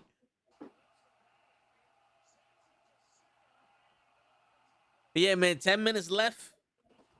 We got show. Do you got any other things you want to talk about with the comics, or any other comments you want to make? Not about the comics. How was the shit you took last night? It was amazing, bro. It just knocked me out. He left right before the main event of Raw, took a shit, never came back. It was amazing. Nice. 10-pound lighter. Who was the main event of Raw? The 4-way ladder match with Seth Rollins, Kevin Owens, Rey Mysterio, and Finn Balor. Which Seth Rollins won. Seth fucking Rollins. Yep. Number 1 contender. Tell me he's gonna take the title from Big E. He better not, but we'll talk more about this on Thursday. But Thursday. I think if done right, he can elevate Big E. Of course, he's a great. He's a great wrestler. Watch Slumber Party? I've never seen Slumber Party. I never heard of Slumber Party. Slumber Party? This sounds familiar. Oh, Word. damn. Yes, I know that movie. That movie's terrible. but it's cheesy terrible. It's like Sharknado. It's like one of those movies like you and your boys watch it and go. It's almost a shot game to it. You can do that. Okay. One of those things. It's horrendous, but it's funny. But it's fun, yeah. Horrendously good. All right, so Lay, you got any final statements or final? At the end of the day, like everybody that I picked for the most part was human with a kind of a suit. And so, like, sometimes the human element is the thing would be amplified by the human. Amplify the human. But at the end of the day, sometimes people are the most horrific creatures in the world. And they do it to each other and to everybody else around them. So remember this. When you think about Michael Myers, Jason, Freddy Krueger, they all started as human beings. Victor Zazz, human being. Keith Cassidy, human being. Joker, human being. You know what I'm saying? Everybody that I'm naming here pretty much is a human being. Punisher. And sometimes their natures get twisted and it goes the wrong way. Yeah. So, hey, enjoy Halloween out there. There you go. I think that's what makes it scary. The part that is normal people. Yeah. So you feel like it can happen. It can happen to you. It's not a MCU. Randy, yo hablo español. Bien, si tú quieres preguntarme, hablamos ahora mismo. Porque tú estás diciendo ahora que yo no hablo español. Eso está bien, yo entiendo. Porque tú hablas español y después yo te hablo a ti. No te pongas así, compadre. Somos amigos. Even Toe knows Spanish. Toe, hit him with the 104.5. Yeah, that's right. Yo soy puertorriqueño, pero no hablo español. No entiende español, nada. Ni la biblioteca. En la biblioteca. La calle. Pero, ¿por qué 105.9? Adiós. Adiós. You know it's funny. You know it's funny. This one woman, I told her, like, I don't speak Spanish. She dead ass told me, she's like, you said that shit so fluently that I don't believe you that you don't speak Spanish. I said, I had to say it for 20 years that I don't know how to speak Spanish. That's the only thing I learned is how to tell you motherfuckers I don't speak Spanish. I've told you that. You sound so Spanish when you're saying the fake Spanish that I think you know Spanish. You just say you don't so somebody could try to talk behind your back. You just lying. Man. Nah, I wish. But nah. The only thing I get is when I tell people I don't speak Spanish, they give me that dirty look. Like if I just spit in their face. Yeah, how dare you waste? How dare you waste Puerto Rican? Yo, older women, like if I fucking disrespected their husband, their dead husband or some shit. It's crazy. It's crazy, yeah. Una falta de respeto, compadre. That's what they do. That's it. La doñas. Olvídate. Word. Shit. That means forget about it. Forget about it. Forget about it. That's another dude I want to talk about the wrestling podcast. That Tony D'Angelo guy. Yeah. He may have the best gimmick in that whole thing because he pulls it off.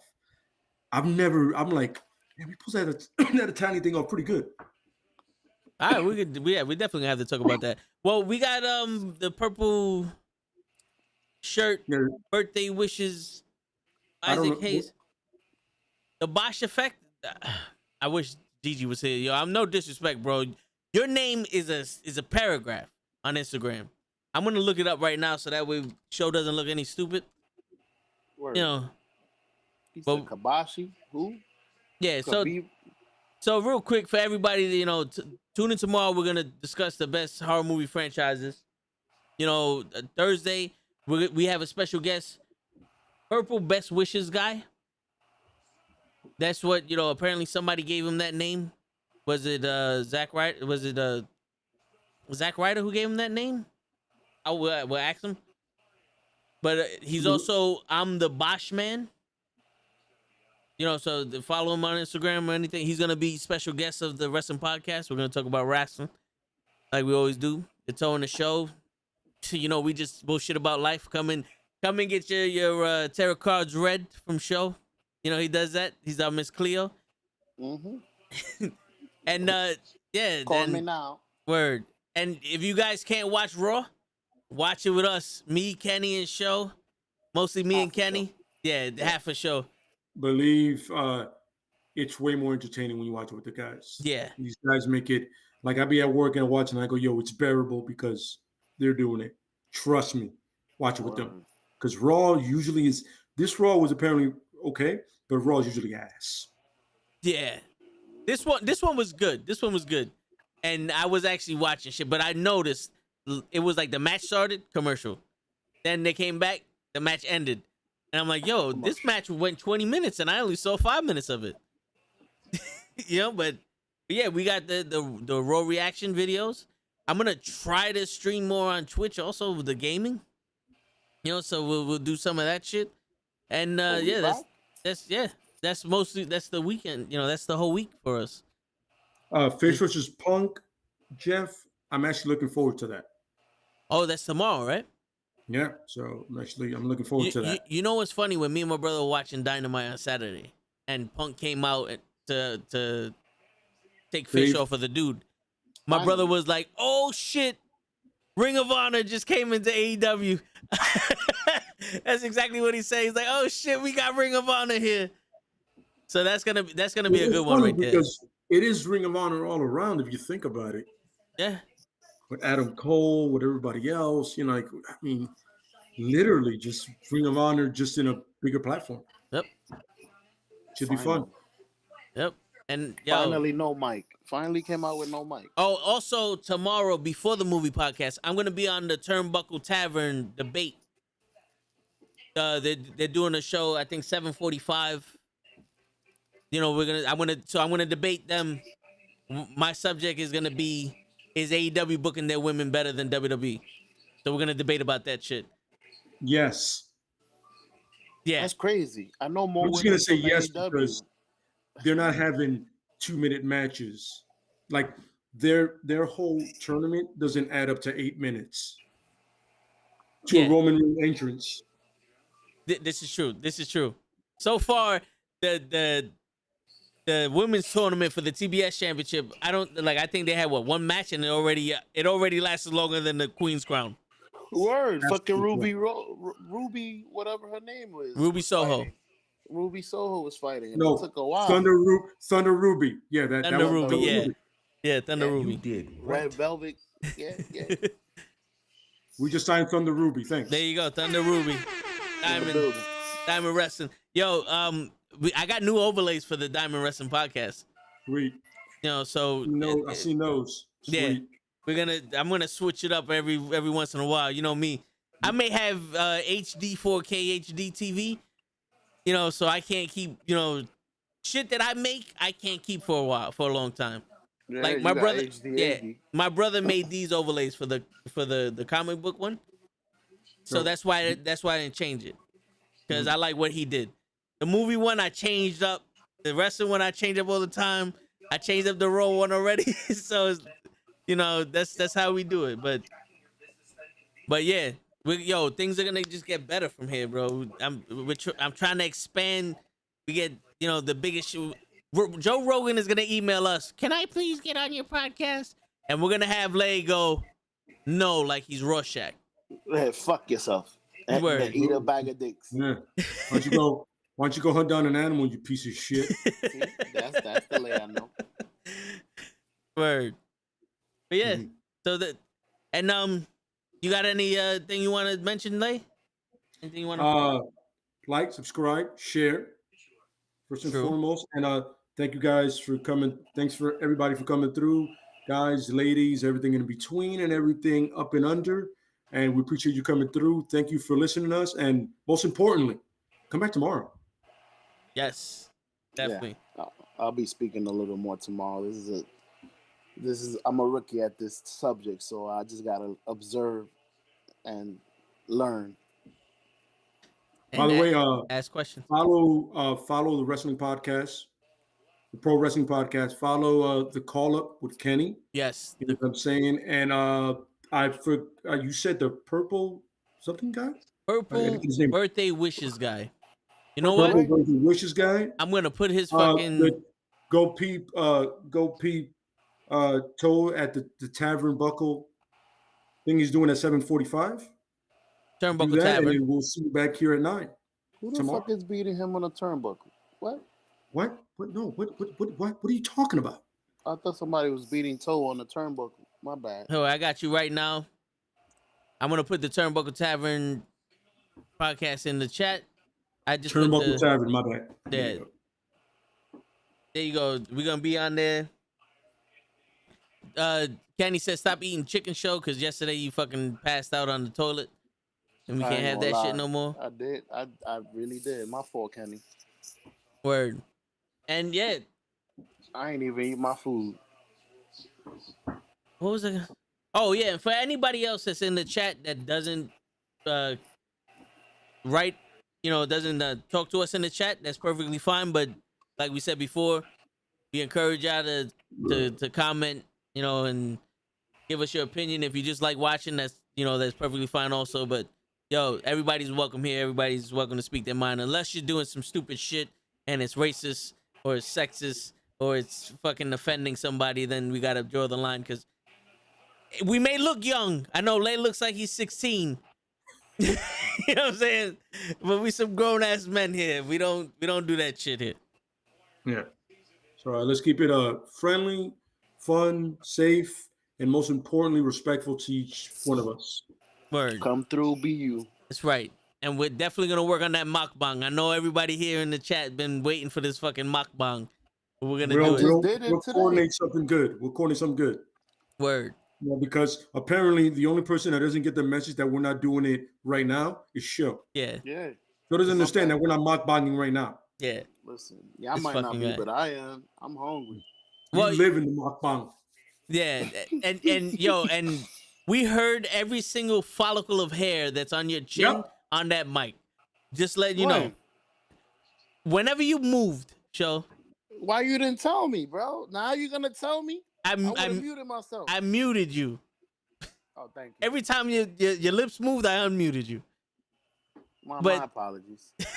I'm just letting you know. I'm gonna get my Bluetooth next time. So you get on your computer. It don't matter. The fans love you. I appreciate it. And on that note, don't forget to follow Kenny. I'm pretty sure most of y'all do already, but we're just gonna call up. I don't know if La Flaca wants us to say to follow her. So until she says it, don't do it. We don't need that drama in our lives. But on that note, peace out, everybody. Friendly Neighborhood Knucklehead signing out. Peace. I pressed that shit before I said your friendly neighborhood knucklehead. There you go. You got it, brother. You got it, brother. You got it. That. We're gonna time this motherfucker right. Shit. Now you understanding your buttons. Word. I may be. I may be stupid, I ain't fucking dumb. Exactly. What? Oh man, that's horrible. Word. On that note, I'm gonna get out of here.